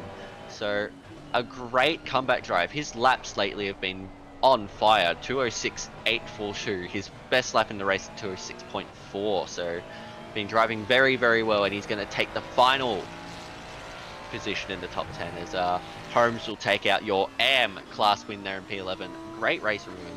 Hearing that he possibly disconnected at the start of the race, so had to come up from the back. So great effort from Josh Holmes. I think Piper will be happy just to cross the line and finish this race. It's not been one that he would have enjoyed very much. And No. probably not, but yeah, fantastic performance across the board there. And if we had to choose a driver of the day, who would your call be? Mia Rose is obviously the obvious choice. She's been absolutely dominant. Yeah. But let's just quickly go through the final results before we do that. Mia Rose does take the win and the fastest lap, and she qualified on pole as well. Lucas Burrs in P2 and Bruno Gallo in P3 for the Pro class. In the silver class, we have George Cook taking the win, Arno Loz and Patrick Oliver in P3. In Pro-Ams, we have Riley Price, Hani Curry, and Chris Withers. And in the AM class, we have Josh Holmes, Joe Williams, and Sean Brimblecombe on debut on the podium in class. And I think my drive of the day, obviously Mia Rose, easy contender for it, but for me, it would have to be Holmes. If he did end up actually disconnecting at the start, finishing in P11 at the end of it is a brilliant effort. Yeah, absolutely. That's a very strong recovery in especially these conditions. That's seeing as you chose Holmes, I'm gonna have to give it to Burrs actually. Just what he was able to do with a car that we know isn't really competitive. He's done very well. But I'm gonna give Piper a very second sort of close consolation prize there, considering the start of his race, how far he dropped down, and the strong recovery he put in. Although he did have a couple of incidents toward the end of the race there, but yeah, very, very strong recovery from him as well. And of course, George Cook, an epic race from him. That's a nice honourable mention in there for George Cook. He's had a great race, great qualifying, great race in wet conditions, tricky conditions around here at the Nurburgring. So nice honourable mention there for the driver who finished in P4 overall. Yeah, he wasn't shown on stream much, and when you're running in the top 5 and not shown on stream much, that's usually a good sign that you're having a nice boring race. You're not getting involved in incidents, you don't have to battle with anybody for position, and you still get a very strong result. So I'm sure he'll be absolutely ecstatic with that. But yeah, it was a good race, and I think we saw the usual suspects doing what they usually do, with a couple of exceptions, people popping it into positions they're not accustomed to being in. Certainly, yeah. Yeah, it's been a mixed up race. That's what these conditions can do. They do say that rain is the ultimate equalizer, and yes, we may have had quite the runaway win for Mia Rose, but I mean, elsewhere you've had some a bit of a mix-up in the positionings of these drivers somewhat. So overall, it's been quite solid, I'd say. And we still have another race on the way. We are just waiting to cross over to Splits Green in a hot minute. We jump over now, and it is nice and moist, as you'd expect. And this is going to be an absolutely spectacular race. Just look how close they are in practice as well, in terms of those timings. Connor Hines sitting at the top there. But that's going to do it for myself and Alexis. We are joined in the box, and they will be taking over from here. None other than Mitch Hobbs and Sean Bubnow. Thank you, Paige. How are we, everybody? Thank you, good sir. Paige, thank you, Alexis. Great commentary. It's a very exciting race there for Split Yellow. We're going to take over here for Split Green. Thank you for joining us both. And Mr. Hobbs, how are you this fine evening? Oh, look, I'm cold. That's Melbourne for you. I don't live in Melbourne, and you know that. Oh, same thing. Yeah, it's same state. Same. I'm looking forward to. Oh, sorry, I don't want to make silly observations too early, but have you seen the track conditions? I believe it is flooded for qualifying. Yeah. I thought there was a setting that said no to flooded, but well, I'm no. already like doing the cross section for everyone on the track. My thoughts and prayers are with you. All the Yes, best. we pray to the good Lord Jeebus himself. Not to be confused with Jesus. He's Jeebus. Jeebus Christ, the rain god. No, Jeebus Christ. Or are we just gonna call it? Actually, let's go legit. Let's go Poseidon. I think he's Poseidon. Yeah, rocking up at Nurburgring we need tonight. Moses to part the Red Sea in the puddle of turn 1. Indeed, indeed. There are going to be some substantial puddles as well as Substantial. I think we're going to have the Pacific Ocean at turn 5. I'm just. Look, should be right. It'll all come out in the mist. No. Yeah, sure. We'll go with that. Yeah, it'll come out into the mist. Anyway, as we've known, this is our regular pointy end of the field. We've got Connor on board at the moment.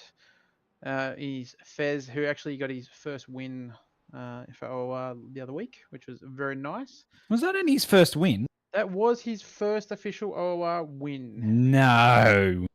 Not someone of his caliber, surely not. Apparently so. Jesus. Yeah, Hamster stayed in the obvious. Turn 1 is actually the Nile. Yes. That would be right. We'll stick on board here with Hind through the... I don't know if I could call it a chicane. Whoa. Bit of a glitch there. That was... I don't know if it was bump or if it was internet, or if it was all the above. 14 inches of water there. Oh, it's okay. Calm. It's wet track now. It's not flooded. Okay, game has fixed itself.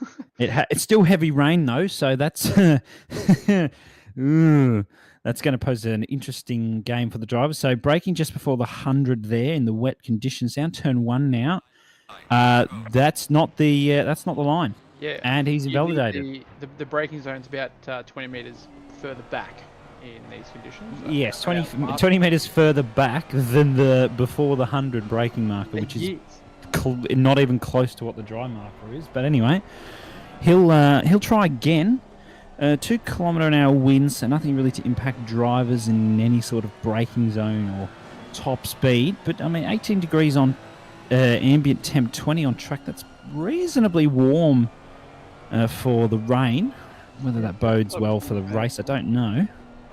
Well, I mean, it could be worse. I mean, yeah, well, I drove this last week and it was horrible to drive and bad memories and flashbacks and a bit of PTSD involved. But it's all good. It all comes out in the work at the end of the day. But this gives me really awful flashbacks to my first ever competitive ACC race. Oh, do tell. 45 minutes of flooded Nurburgring. Yeah, nice. So you had all kinds of fun, like everyone in Split Green is doing right now? Yes, exactly. But it was storms and just puddles everywhere. Yeah, nice. Oh, Annie. No, nice isn't the word I'd use. Bit of Waterworld. Boy. Have you seen that? White Waterworld? No, because I'm not as old as you. Well, but that's fair. But yeah. Ouch. Yeah, I can say I was complimenting you for being cultured and seeing movies, but also calling you old. So it's a double. Yeah, I don't know. Compliment with a backhanded insult. Yes. It did. Yes, exactly right. Now let's try again with Hind. I'm 99% sure he invalidated that lap, but this might give us a bit of an indication to what the times might be. So coming across the line, certainly did invalidate 2:08.6. That's about, I reckon, what you'd expect. Yeah, Hignett jumps in with a 9. Hingston jumps in with a 9 as well. Lee jumps in with a very low 9. So a couple of fast times to start off. Shooty's not too far off there. So judging by Hind's lap, if he can actually keep it valid, he'll be on the top. But of course, first lap tyres are not going to be as warm or as worn as well in the wet. A bit of both, yeah. Oh, AM driver up in top 3 so far. That's nice to see. You'll watch these times drop down pretty rapidly too once they spec in that. Because they first couple laps, cold tyres, they do not like the very wet track. Well, as you see, kind of get crossed up there. A bit of Ferox has spelt your name wrong in chat. How do you feel? Look, it's happened far too much times over the many years Ooh, that's wow. Maloney's Oh, just missed pumped it on Maloney. top, but that was touch deep into turn 1. Pulls it up nicely. That's a lot of turn. That is a lot of turn. Yep, and there you go. Snap on exit. So that's what you get for using a lot of lock. There's going to be more. Yep. Let's see how much lock around the exit of the Mercedes arena. All of it. Yeah. All the lock. That's But okay. speaking of Tom and all his lock, he actually is very speedy in terms of the wet and is loving the McLaren. I mean, people might even. Well, I mean, the oh, As there, we see our car yeah. exit stage left. Goodbye. Was that a Yeah, Mercedes? see ya. No, it was a McLaren. Another one. But my question is, he likes the McLaren, he likes driving the wet, but does he like Nurburgring? Yes, doesn't mind it as far as. Okay, so that's hopefully good. he does. Otherwise, my team for the endurance is going to be really bad because then. It's Well, me that's not and great. him. So. Although Hind here, let's see if he can actually put a valid one in. If he can, no. No, the answer is no. He's lost a The- lot the- of the- time, so he's had a he bit has. of somewhere. As Maloney's He's- still ooh. up on his delta barely. But we'll see what happens with the rest of the lap. There. So what's happened there is Ferox has decided to now spell my name wrong. That's good. That's Fair. fair. Thank you for making balance in the universe again. So, yeah. Oh, How's it Annie, feel? yes. Or Yeah, I feel Hubsy, That's yes. it. I feel great. Although Annie's raising a good point, having mispronounced Cameron Thistlethwaite's last name wrong many a times. I don't know a commentator who hasn't done that. That's just pretty much standard commentator things, though, isn't it? Especially for Cameron. He probably is used to it by now. Oh, this will be good. Have a look. Oh, bit of time lost on exit. But it still goes even a bit more points. Pulling 8/10 over P2 at the moment, which is an insane lap, a low 208. You never know. He might actually drop into the Whoa. sub 007s. Not when he's missed a Not- breaking point, he not with won't. that kind of entry and exit to turn 1, but we'll see how it happens. Well, that's okay. Yes, it is Hacky, whistle though. farts, that's correct. It is John. whistle fart. Fantastic. I mean, 410's up out of Sector 1. Or coming towards the end of Sector 1, I should say. Hacky's on for a good one here. That's an M4. I don't know where it's going. Off the track. Just taking it nice and slow because, of course, fast isn't always fastest in the wet. You wouldn't believe it, but it's true. Yeah, you gotta make sure you get your lines definitely dialed in. Sometimes that slow in, fast out always works.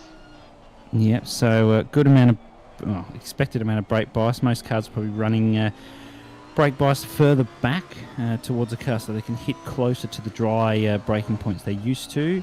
That's not the apex. A lot of turn in. There goes your time. It's okay. I think he Still may have can make got unsettled when he hit the curb on entry there, and that just sort of freaked. Avoid out. those. Yeah, they aren't exactly your friend in these wet conditions, but still. What do you mean? Well, you know, they kind of kill you in the dry. They really murder you in the wet. Is slow in, fast out exaggerated in these conditions? Slow in, slow out, under control. Yeah, it's kind of... Oh, Oh, Rashuti, hello. He's going to go P2 here. Oh, yeah. Like that. It's a hard one. Oh, Hacky had... I reckon that would have...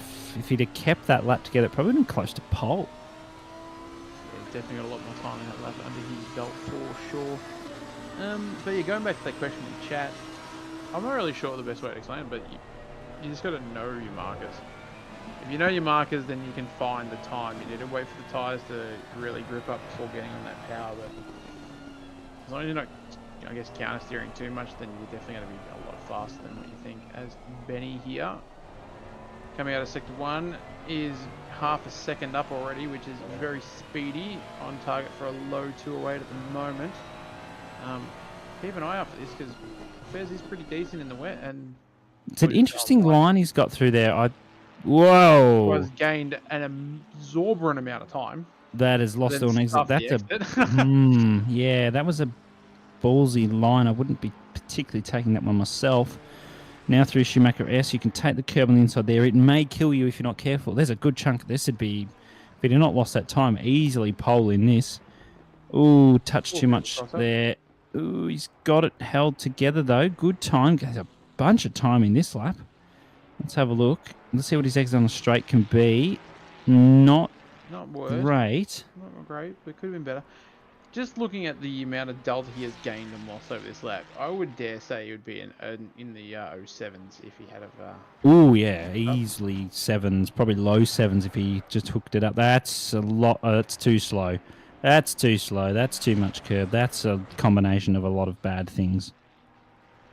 It is quite tricky in these conditions. Ooh, Maloney, those up. Only half a second Coman, never mind. Yeah, there you go. Hein just showing you how it's done. 7-1. That's insane. 1 second, almost a second ahead of Giacomin. I mean, that was a great lap from Giacomin, but we were waiting, I think, for that hind lap. Maloney doesn't need a lot for P2, but for P1, he needs quite an amount of time. So we'll have to keep an eye out for that one. Just goes past an M4 that is on an outlap, I dare say, coming up to the chicane now towards the final put this corner. out there. Unless I am mistaken, does that tyre graphic say that Maloney's on dries? Yes. It could be a bug. I'm hoping it's a bug, unless the track is. I hope that's a bug. Otherwise, that is an insane time for dry tyres.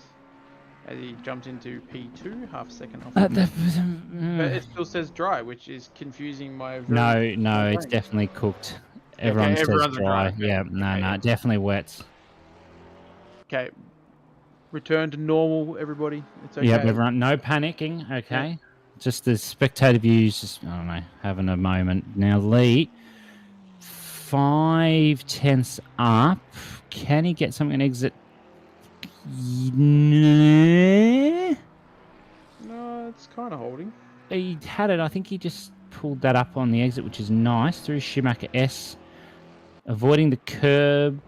Losing but gaining, but losing but gaining. The Delta will eventually make its mind up. Down to the lovely... I hate this section. This is terrible. I couldn't think of this in the wet, let alone in the dry. Look, it was entertaining. It was. It's a word for doing that. Yes. Corners, but I never found the way to do it. Yeah, look, it's hard enough in the dry, let alone the wet. Let's just put it that way. Yeah, down to the chicane now. This is a tough little section. Avoids the curb there. Uses a bit on the inside, which is good. Just wants to maximise track usage there on the second bit. Doesn't want to lose the car too much on that first bit. Good little time gain. Can he keep it on exit? Yes, he can. Is he going to go 4/10 up? Almost. Got to put him up top 5, maybe. Yes, 4th. That's a very good lap. 1.2 off Hein, though. Ferrari, McLaren, top 6. Lambo. Yeah, but no, look, we're not worried about Lambo, BM, and then Ferrari, McLaren. But is there a trend here, or am I? I think this is just pure luck. Possibly, but we do have some incredible drivers out there at the moment in those 6 cars. So yeah, Jovan Lee has always been up the pointy end of the field for split green as well. Actually, those top 7 really are the ones that are always been pushing the barriers of the top step there for every round here. So it'd be interesting to see how this plays out in the last minute of quali. I mean, this will be Lee's last lap by this. I don't think he's got enough time to get around in a minute. No, definitely not. No, he won't. No. So this is the make or break lap for Jovan Lee here. But everyone else, possibly just ahead of him on track, might get the chance of an extra lap. Absolutely. So, and the hairpin, Lee comes again. Hignett in the pits. He's had enough. Hind is still out on track. So is Maloney, Giacomin, Lee currently here. Johnson's still out as well. He only needs 3 100s to get past Hignett. So not too much there. Rashidi only needs a 10th and a bit to get up into that top 5 as well. So all to play for here for those quali points. Quali points are definitely where it's at these days. They do help the extra little bits of your championship hopes and dreams if you are battling someone that is a consistent driver. Those extra handfuls here and there definitely add up at the end of the day. Absolutely. So down the final chicane, 5 seconds left. This will be Lee's last lap and everyone else's last lap. So Connor Hines actually going to get the last lap in here as he crossed the line with about 2 seconds left. Here comes Lee. Can he go up on his time? Was 1.2 down. Can do, goes P3, 6.5 tenths behind Hine. That's a great lap. Only need another tenth to get P2. So provisionally, 2 McLarens, P2 and P3. Rashuti had time there. Can he get something in the final corner? I'm going to go with no. And doesn't, so he's going to have to stick there for P7. If it Everyone makes you else feel is- any better, Hubsy, Yes. my own team member has just butchered my name in chat. Apparently, I'm still quiet. Oh, Chown. Yeah, I'm Chown now. Chown, fantastic. So, Gio Coleman, no. does not better his lap. But still, a flat 08 is nothing to be upset about, as we see Muller here. 4 tenths up, heading through the Schumacher S's. I actually thought that was a chicane for a second there, but gained a lot of time on exit there. Gained just over a tenth and a half. Bit more on entry. Beautiful. Misses that curve. Oh, that was nice. Better than I've ever done it. Let's see. Yes, yeah. Let's have a look at the exit. That was nice. Lost a little bit of time. I think probably trying to play a little bit careful, which is more than warranted, especially in the wet. Yeah, well, I mean, if you look at the track conditions, what can you expect? Down to the final chicane now. Let's see. Uses a nice chunk of curb. Car's not unsettled at all. That's 6 tenths. This will be a really good jump, actually. This might jump him up to top 8 if he can pull this one off. So he lost a bit on entry Ooh. there. Still going to 4.5 be tenths up. Yeah, going to jump Where will into he- 7th. Seventh. Fantastic. Very nice. I'm sure he'd be more than pleased with that. And Hind jumped back into the pits after invalidating. So Hind will take pole, and it's raining still. Well, it is forecast for a wet race, so everyone voted for this, I think, from memory. Oh, They boo. And everyone got extremely wet conditions, so you brought this all on yourselves. Yeah, you've only got yourselves to blame. Mia with the comment of, why are there no 204s? I'm going to Because it was much heavier rain. Yeah, I'm going to assume the fact that the session started off as flooded. Yeah. They had a bit worse track conditions than and it didn't go to medium rain. That certainly helps, to say the least. It does make a little bit of a difference here. But looks like the usual suspects at the front end of the grid. Connor Hine taking pole, followed by Maloney in P2, Javen Lee P3, tops off the podium sets there. Giacomo, Hignett, Johnson, Muller, and Rashuti following up the top 8. And I can't see the 9th and 10th, so we're that's fine. We'll see them. They're there. They're there. There's things. Oh, there they are. It's Cicluna and Hingston. Oh, that's a good lap from Cicluna because he was down in the 20s before. Very nice. Ethan, that's an interesting sentence you've got there. I think we'll just leave it at that, to be honest. Yeah, yeah. We don't need to give that any. Although medium rain with decreasing in 30 minutes, is that going to change anything? Probably not. No, I can't imagine it will. It may actually change strategies because if it's going to decrease in rain, track will get drier, so you'll need to lower the temps on your tyres. Oh, Jesus. I'm only young, Ethan, my mind. He wants to get his everyone banned. Yeah, he wants to get himself banned firstly, then all his mates. Well, with just under a minute before this session goes live, do we think Connor might be on target for his second win, or do we reckon that Tom might give a bit of an upset? Like, do you have a dark horse you might back in this race for the moment, Hobbsy? Ooh, if I had to back someone, that's a tough one. If his internet's okay, Luke Johnson would be one to look out for. I think leading silver class at the moment, but I reckon he could challenge maybe Hignett Giacomo. Not necessarily for a win, I would say. Could be more than welcome for him to prove me wrong. I think once we get through that one, you'll get a bit more of an idea. Is Hind going to stay in front? Will Maloney give him a good run? Well, he'll try to give him a good run. Whether he can stick there. It's a good opportunity for Joven Lee just to really just stick the nose in, put a bit of pressure on, see what that does. Yeah, but as we all know, races aren't won on lap 1, turn 1, but, you know, they certainly can be deleted and ended lap 1, turn 1. But hopefully we don't have any of that tonight, but in these conditions it would not be surprising. And I think Yellow did have a safety car at some point. did. On lap 1, it was a bit after. I'm trying to think now. It was just after the Schumacher S or through Schumacher S that it happened. So don't think we'll see that. I reckon Split Green's probably learnt from that. If any of them were watching, so expecting a bit of a cleaner first lap here from these guys. Just as you can see, you can't see Sweet FA at the moment, so that's not ideal. There's like nothing other than just the spray. And obviously it's going to get worse with the spray because these cars aren't up to speed yet. So no, not getting the full joys that we were experiencing last week or that the drivers were experiencing in yellow. Ooh, can't even see the track there. ACC weather's allied. The rain's staying the same. It's funny, if you actually look off to the left, you can see it in the spray. You can see Bender. He's doing his rain dance. He is. And he's loving it. Shame he's not here to experience the rain. It's always been the way with Bender from memory, though. He's always wanted the wet races, and then every time there is one, he's unable to do the wet race. Yes, but in the races that he is able to do that's wet, he usually does really good. Yes, he is a very decent driver in the wet. But in the dry, it's a different story. It's okay. Bender's a good driver. He just hasn't driven ACC forever.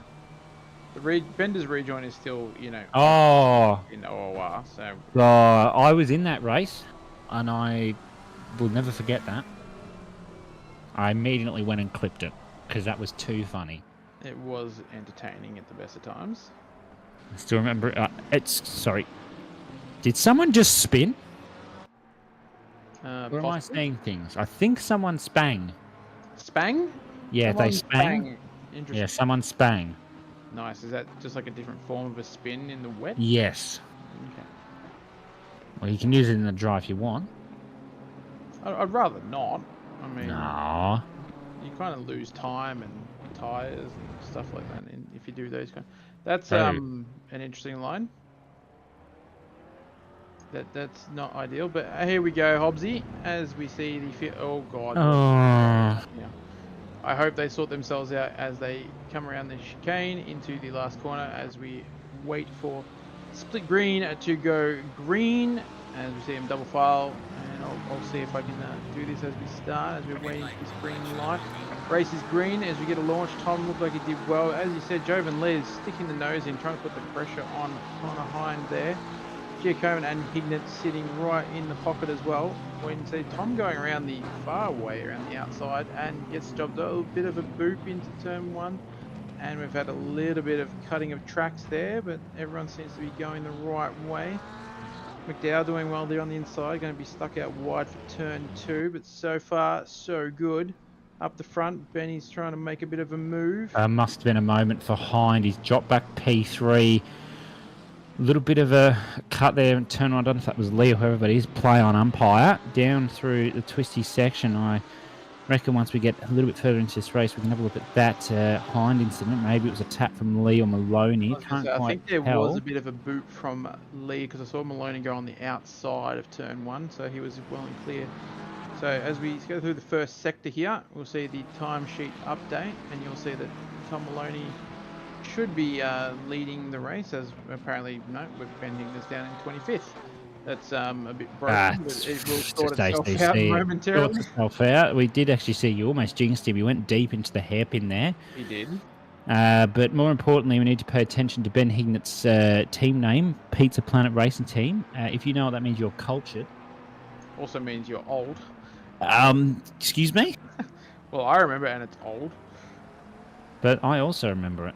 But you were probably like 2 when it came out, so you know. Well, it actually came out before I was born. Oh, well, there you go. But I watched it when I was younger. I think everyone's watched Toy Story, as there's a lot of yellow. I'm there, hopefully. Sniffing maybe a safety car, maybe. Not as of yet. No, they're still under green conditions. But yeah, Tom leading Giacomo by half a second at the moment. Connor sitting in P3, 7/10 behind Giacomo. And as we see, Scarman has seen better days in that Aston. That's okay. Hind at the moment, it's actually dropping back to back from Maloney and Giacomo. So that's not a good start there for Hind. Giacomin must be absolutely loving life at the moment. Luke Johnson's actually gone up a position, trying to put a bit of pressure on Hignett. Rashudi's up. Lee's dropped a long way back, so maybe that was the tap with Hind that's put him back a bit. Sean Muller currently fast lap, but that's irrelevant because we haven't had a fast lap as of yet. Giacomin's going to do everything he can to put all the pressure on Maloney, and is doing so. And I think Hind just needs to sit back in this one. Of course, as you can see there, we do have one mandatory pit stop in this race. The pit window opens 5 minutes into the race and closes with 5 minutes left. Let's have a look here. So Hind just completely got overtaken, got tapped by Lee.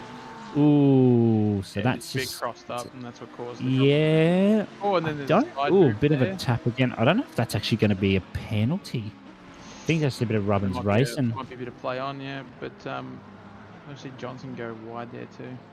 Yeah. Oh, Lee got booped again. Well, Still on I'm track. sure there's been a lot of numbers called by our drivers, but the stewards' room is occupied at the moment, and I dare say they are going through all those lovely incidents with a fine-tooth comb, and they'll come to the appropriate decisions. But right now, talking about people that are loving life, Tom Maloney out in P1 has probably got the best seat in the house because he can actually see the track. Well, yeah, that's good. That's great, but maybe no. No, but more importantly, he's the gingerbread man. He is. He is Kovacs's gingerbread man. Fantastic. That's a good line through there. Ooh, that's nice. His name inside our TeamSpeak is the Gingineer, if that you can use that if you wish. Is he ginger? Yes. Yeah, right. That explains it. Yeah, it all makes sense because, you know, we're really blunt and, well, dad old. Kovacs. Yeah, yeah. So, yeah, that's about as creative. And that's why I'm not in there. Indeed. Because I don't reach the age requirement. Oh, that was a bit deep there from Maloney. Giacomin's really trying to push up here. Could there be a strategy here from any drivers to go early pit stop, grab a new set of wets, because that's a requirement. You've got to grab a new set of tyres, and then come out and just keep lapping. I don't know. You're going to be on heavy fuel, though, so I'm not too sure. Keep an eye on that. Hignett's just in his own little world. Johnson's having a bit of a slidey moment there out of the Mercedes arena. 213 is round. Who is that? That is McDowell, around just before the Mercedes arena section. Yeah. There's been an incident there. Yep, and ooh, the Merc. Good control. Well done to keep that on the black stuff. Yeah, very nicely done. So yeah, I dare say that might have been multiple cars in that one because there was a few slow individuals around there, but we might get a bit of a replay of that at some stage. But as we see here, McDowell dropped quite substantially down the field. Oh, was McDowell, running up in the wow. top 15, but now sure was all over the place. Maybe the car's got some damage potentially. I'm not possibly. Sure. Let's have a look. He's got. Yeah, it was the incident with Jake Brown, right? So he's dropped back a bit too. Stewards will review that. McDowell really getting up close and personal now with Victor Cook. This man has been around for a few seasons now. I remember driving with him quite a few seasons ago, so good to see him still out there through the Schumacher as they go. A nice run through there, not so well for the Porsche. That Mercedes is off the track. That's going to give the McLaren a chance to come through. That's Greco. Yosman comes into the pits. Early strategy there. Can come around and lap in clean air. Maybe not. No, they're going to get passed by the leader, so maybe that wasn't such a good decision. Sticks the nose and gets past Victor Cook. Didn't really want to fight that too much. It's a fair decision. When you see a driver with a pro badge, you probably want to get out of the way.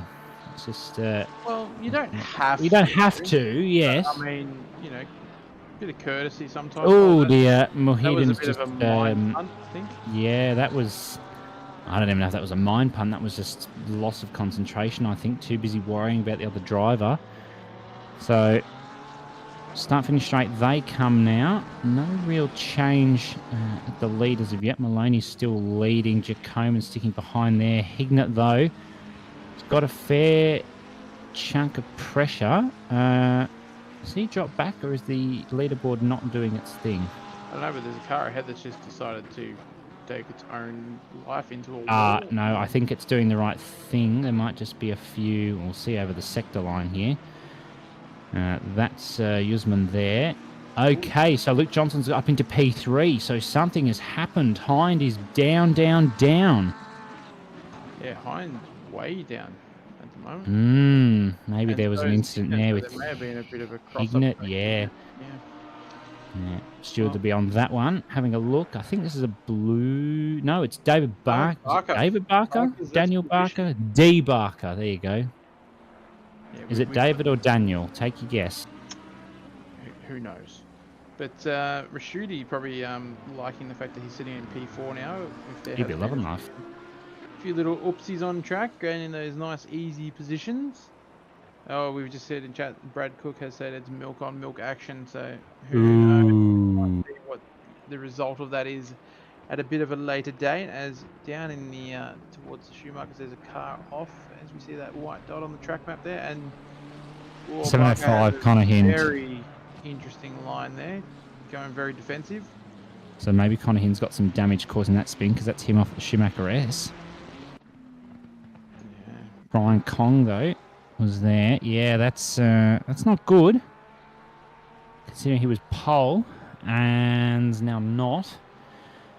Might have to check out a few of the incidents now. I'm sure Glenn is frantically getting his life sorted out, trying to find these replays.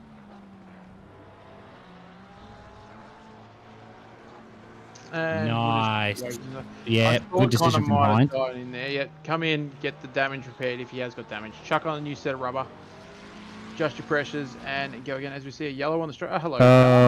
Okay, that is Costa. That is a McLaren, not facing the way it is. Right, this is certainly a couple of incidents, but certainly a number of spins here within the first 10 minutes of split green, and that's not where the track... Oh dear. That is... That's Mohedan. I was going to say this is getting spicy, but I think the track temp and conditions would say otherwise. Yes. But yeah. It's getting wet. This is definitely wet. This is something for the drivers that... I know that I noticed it last week when we were racing here, because we didn't have the bye because the Women's World Cup was not on at the time for our split, but I don't know, the drivers maybe had the same problem I did, was that sometimes for the same turn you'd hit the same brake marker and it just wouldn't cover it, because obviously the track is more moist. Yes. Far wetter. Yes, condensated, all of that. Yes, all of those. Yeah. And the car just would not hold up. Maybe they're starting to notice something along those lines. 28 pitted and took slicks. That is that's a strategy and a half. Ruggy. That is not ideal. Connor Hind just coming out of the pits right now. So Yuzman, yeah. That is not ideal. No, I certainly wouldn't be putting on dries in these conditions.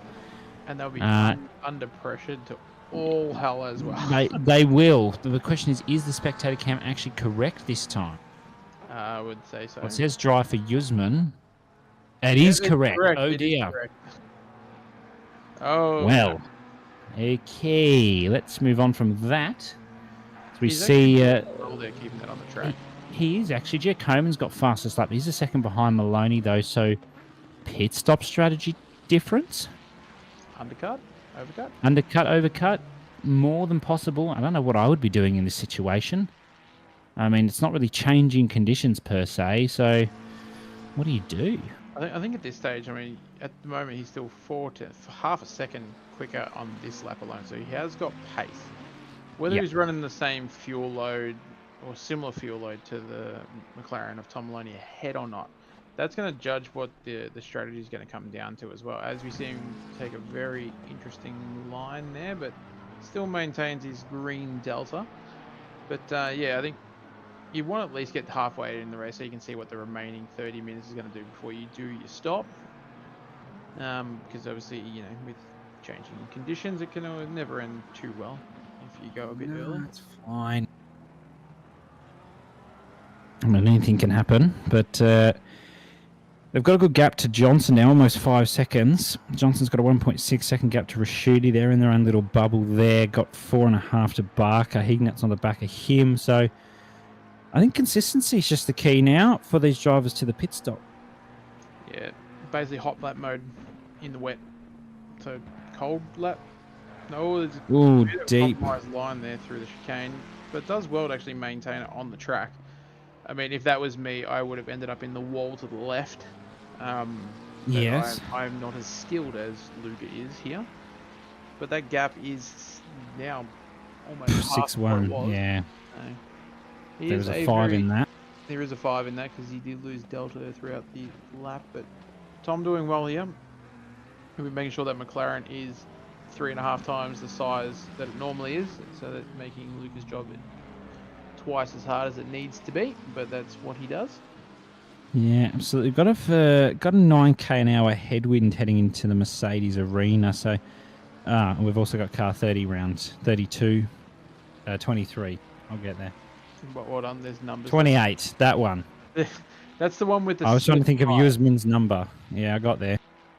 Yeah, obviously didn't come in for pits, unless he did come for pits and put dries on again, which More than possible. So really sad. That would be sad. Maloney, though, what isn't sad is he's pulling away from Giacomin after that little moment he had through the chicane. He might be starting to get a bit of confidence in the car, build up that consistency that he needs. Of course, going faster doesn't necessarily mean more consistent. As long as you're consistently, I don't know, negative. Well, yes, just consistently up on your delta in comparison to the driver ahead or behind. I mean, you're always going to get a good result, and that's all Maloney needs to do here is just keep close to his delta or within maybe a tenth or two. If Giacomin can't do that, that's how you eat away at the time slowly. Yeah, and as we said earlier, like Tom's got the gloriousness of clear track ahead in these conditions, so he can definitely side all the appropriate markers or puddles or any of the dangers that you can see. But Luca is compromised in the fact that he would still be getting the spray from Tom at the moment, so the harder job would probably be on Luca. But either way, top effort for these guys, lapping as fast as they are, as close as they are in these. Yeah, here we go. He's tinned. Oh, don't tell me it's car 20. Oh, that's Hignett. Oh, was that whoopsies. brakes on the ripple? I think, and that caused. Oh, I don't know what that was, but that was not good. And I unfortunately learned the other day that rear damage in the Spin. The rear damage in the Ferrari is not good. No, I think I glimpsed the fact that Hignett was on the brakes there and then just hit that ripple, which automatically sends the car to space. It sure does. But, yeah, not ideal. Tom's still half a second up over Luca here, doing an absolutely fantastic job, but 44 minutes remaining in the race, so can he keep up this intensity? As you see, it looks like that it was crab crawling down that there.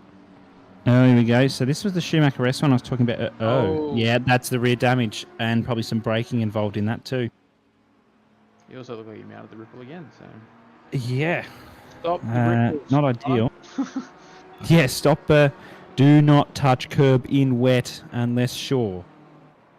I'm just waiting for someone in chat to tell me to stop stating the obvious. I just stop stating the obvious. There you go. Yeah, thank you. Yeah, thanks, mate. Yeah, I'll still continue doing it, maybe. Yeah, I know. So, we see we're going to click drive. That's what's happening. Back on the back straight now. Maloney pulling away a bit from Giacomin, so a less ideal lap for Giacomin. Maybe he probably needs to hold off pitting if he can, because I reckon he's going to come out in some traffic. But Maloney just needs to keep front, keep to his strategy, and he can do what he wants unless he wants to try and keep on strat with Giacomin, which would precede him probably having to pit on a similar lap. But I don't reckon he'd do that. No, I think Tom is one of those guys that picks a strat like most of us do pre-race and just goes, that'll do. And then just proceeds to go out and lap very... Well, it's just pretty much choosing the amount of fuel and you go, yeah, that will do. But as we see, what are we seeing here? Lucas still Having a bit of a moment, maybe? No, just closing. Yeah, it's still live. I would like a replay because of the screen flash. But that's alright. Definitely closed up the gap there on Tom through Mercedes Arena there. Is Mercedes Arena? Yes. No. Yes, it is. Hey, That I little complex I left-right got is something Mercedes right. Arena. Look at me. Would you like a medal? No, just a chest to pin it on. Oh, there we go. There you go. There's my dad joke for this Yeah, evening. thanks, I'll Dad. show Yeah. myself out. Yeah, thanks for that. Down to the hairpin now. Everybody's favourite corner in quotation marks. It's good when you get it Nice. right. Yeah, but nah.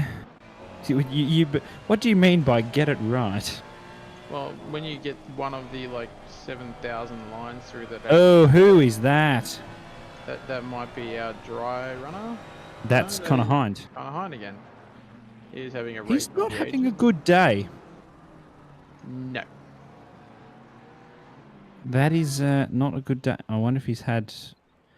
Maybe he's got more damage. He's parked it, and yeah, I think that's him probably done. the end of the race for Connor there. I think yep, he's gone.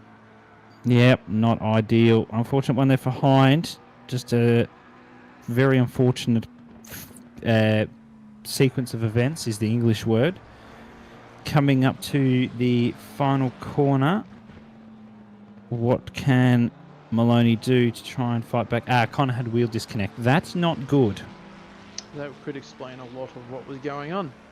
Sure will. Lucky Connor, but now you can sit back and enjoy the stream and enjoy the racing of your fellow comrades and drivers. You mean the suffering?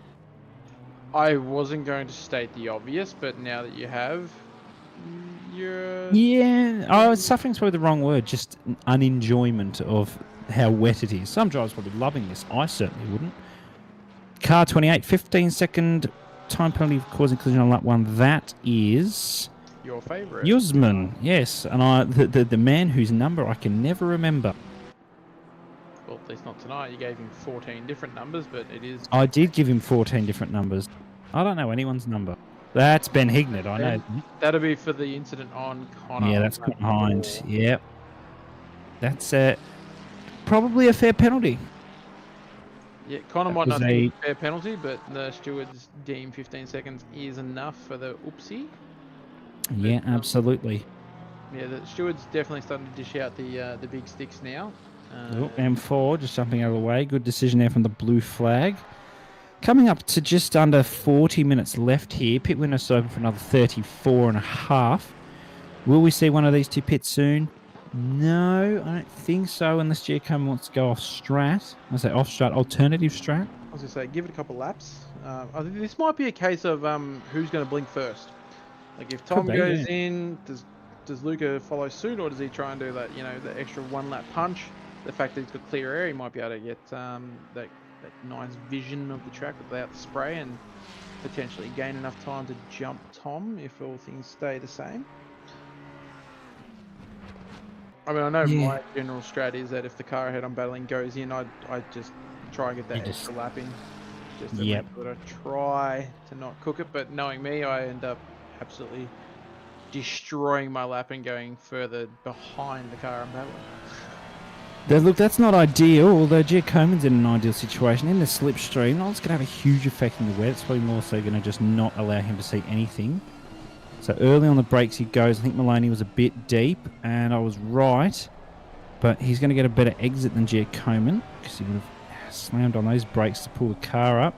Coming down towards Mercedes Arena now. What can he do? Ooh, car's looking all over the place. Just maybe needs to be a bit careful on the throttle application. Deep there for Maloney, but he's really trying to prioritise the exits in comparison to Giacomo. And Giacomo just wants the shortest line possible, which in realistic terms should be fastest, but evidently Maloney's trying to prove that theory wrong. Indeed. And one thing I have noticed about the Ferrari here, because obviously I've driven it last week as well. No. Yeah, just a little bit driving in it, is that through the first sector, those real sort of like first gear, like real boggy sections in that Ferrari, it's into these wet conditions, the Fez just has no real pull. Like it just does not want to get up to speed, so... Oh, you did work that out the hard way, did you? Yes, very much so. Yeah. So was not a happy camper in that regard, but Luca might be feeling the pain of that, which is probably allowing those little tiny mistakes we're seeing from Tom going deep in those couple of corners there. Just that McLaren ability to pull away under those low speed corners is definitely its benefit as he goes a little bit wide there too. Yeah, this is good for Giacomo. Just chuck the inside there. Just wanted a bit of pressure because the Ferrari is quite a good one as Lee gets a stop go 30 for speeding in pit lane. The Ferrari's quite good through Sector 3, in fact, so maybe this is a good chance for him to catch up. Good under brakes, the Ferrari, at most tracks. Not the greatest on top speed at most tracks. It's a really weird car, the Ferrari. I don't even know how to explain it. It's just there. It's good, but it's not great. Yeah, you're sort of mid-pack level, heading towards the top type car, even though everyone would probably disagree with me. As I say, you can load default aggressive and be competitive. Let's just say that. Oh yeah, there's no doubt about that. Ooh, nicely pulled up there from Giacomo. They've got a blue flag there. They're going to jump out of the way. Oh, almost losing it under brakes there. Just trying to get the car rotated, did Giacomo. 36 minutes left. Could see an alternate strategy from a driver here. I don't reckon it'll be Maloney. See a yellow flag in turn one. That looks like it might have been Benny Hignett actually. Ooh, that's not Would have been great. 471. Not sure, but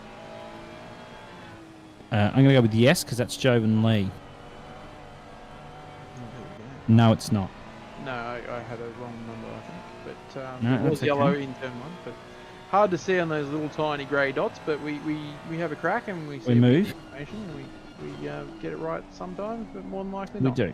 No, that's okay. Out of the hairpin they come now. Macca looks really good out of the hairpin comparison to the Fez. Through Schumacher S now, this is where Ferrari won't really get a grip because it's the Ferrari. And I discovered that the hard way. So did I. Yes. Down through everybody's least favourite. Oh, On lap one. Oh, no. Oh, he's lost it. That's the curb. See you later, Giacomo. Oh, that was a nice save. Actually, he's done well there to pull it back up. As we see, it looks like Johnson is going. No, it's not Oh, Johnson. no, that'd be Okay. blue flag. Sorry, that would be Blue flag, Porsche. Johnson still 10 seconds down the road. Not so much now. So Maloney can breathe. And Carnine's got a 10-second. That's hacky. Would you, if you were Maloney now, would you dive in the pits? No. No. If I was Giacomo, yes. Giacomo's got to stay out. Maloney has stayed out as well. I could have possibly put a theory in there that, you know, he's had a bit of an oops. Let's utilise it as a pit entry, get those fresh tyres, let's go. But that was the thought I had with Giacomo, is that you had an oops, your tyres are going to be cooked, jump in the pits, but he's going to prove me wrong. Or maybe he might pit this coming lap. 9.52 is round, that's Victor Cook, just coming up to the Mercedes Arena section. That's not good. Definitely compromised, as we saw that turn one was nowhere near the apex, but the tyres will be a bit ouches and screaming and not happy with the fact there was a spin as he goes a bit wide there on turn 3 as well. But turn 4 looks decent, so he might be just trying to get the last little bit of fuel window that he's got calculated there for his strat under his belt before he comes in. But this is definitely allowing Tom to pull away at the moment. 4.5 seconds was the last timing as across the start finish line. Let's see what it is after they get this timing line into sector 1. We see Ben Hignett. Another 10-second pen there. Ben not having an ideal race. And as we see, it looks car 14 is off at turn 6. Again, that's not ideal. Car 14 Barker. Not very good. Look, we've all done it. We've all had our moments. But Smith will be taking this as a massive opportunity to try and capitalise on the mistake, as Rashudi's sitting right up there behind Johnson now, only by 0.8, not far behind. Lapping out a decent pace too. Last lap at 2:07.2, which is not far off the pace. Not sure what Johnson did in retrospect, but that gap has been closing ever so slightly over time. Sure has Rashidi dive. Wow, late dive into the pits. That's a late dive, but that is an entry. But I think that was a good play. Except Victor Cook's almost blocked him into the pits. Yeah, but it's wide enough there that you can sort of get away with it. So yeah, we might do a Vettel. I won't really stress too much about that. But seeing another car just sitting on your pit entry is definitely interesting. As we go, Luca here, what happens? You just got up on the curb on the outside, so fair amount of curb and gas and cooked. Yeah, unfortunate. It's a good save. He's done Max Verstappen. He has. But, wasn't leading at the time, unfortunately. No, so we're shooting in the pits there with Cook. Maloney's still not pitting. Giacomin's still not pitting. Car 18 is round. That's... Oh, gosh. Oh, gosh? Oh, I didn't even want to try and butcher his name. No, give it a crack. Go on. I believe. Well, that's Rahul, and then I'm lost at the second bit. What? Yeah, look, there's a lot of letters. Oh, he almost gets murdered by a car from behind, but that's fine. Semauna? Semaina? Let's go with that one. Let's just go with Raul, because then we know we're safe. Raul, yes, that's right. Could be Rahul. Got to keep that in mind. It might not be Raul. Could be Rahul. Well, we apologise. We do butcher everyone's names. We do apologise in advance and in future on behalf of all commentators. Yeah, and even when we do get it right, we will doubt the fact that we have got it right. Yes, we will. Unless we personally know them, we're not going to know if we've gotten it right. Exactly. But that last lap was very compromised because he did a 2:22. That was from his mistake. Luca here. Still lapping very quick. Previous lap at 2:06.5. So he's still there. But he did lose over half a second to Tom in that lap. So he is losing ground at the moment. So maybe he was just waiting for the half an hour mark. Might look to pit. Yeah, well, can confirm. Last half hour, the conditions are staying wet. There you go. There's my official update on track conditions. Thank you, weatherman Bub. Now, most welcome. You should become a meteorologist. It's going to rain. No. Yeah, it's going to rain, and then tomorrow, oh, it's sunny. Oh, that's okay, because you can't get fired from your job when the weather's wrong. That's right, because it's always wrong. Is that the one job you can't get fired from? Probably. Sorry, I'll rephrase that. You can't get fired from for being wrong? Yeah, look, that's probably more accurate. Yeah, so Hingston Muller in the pits now. I don't think anyone predicted that one coming. Hackey's also gone into the pits to serve the drive-through. And Satria's in the pits as well. We're on board here with Cicluna. I think I got that right. So there we go. You did, Cicluna. Well done. There's a win for me tonight. Only a second off Wittner here. So that's for P4, this little battle that's going to be starting to unfold very soon. Can't get fired from being a goal umpire in the footy too. That's a good point. Gonna leave that one alone. Yep, just gonna leave that one. I have no intention of being a goal umpire. I just sit at my desk all day. Yes. Doing the computery things. Yes. I'll just stick to driving trucks. I was gonna say, you just drive trucks, mate. Yeah, exactly. And Glenn can sit at his computer and make OOR work. Yeah, the man steering the ship while Mull is recovering. All the best. We pray for Mull, everybody. Leader. Yep. He will come back, don't worry. Yeah, he will return, but all the best. Speedy recovery for you, boss. As we're still watching the battle here for P4 and P5. Cicluna has taken a 10th out of... someone... Ooh. I don't know who that is, but I know they're not driving. Really? Yes. 888, whoever that might be. 888. M4, I'm guessing by the looks of it. Yeah. At least I got the number right in the car, right? That's someone jumping in the pits. It's very hard to tell who's going in the pits in the wet, isn't it? Yeah, just slightly. I mean, it could also be that it's a night race and camera angles and all that kind of fun. As McDowell's in after his unfortunate. Oh, is this for a DT or is this just getting used to it? But Tom, was our race leader, has left the pits. Is still leading the race because G. Coman ducked in as well by the look of it. Oh no, G. Coman is out.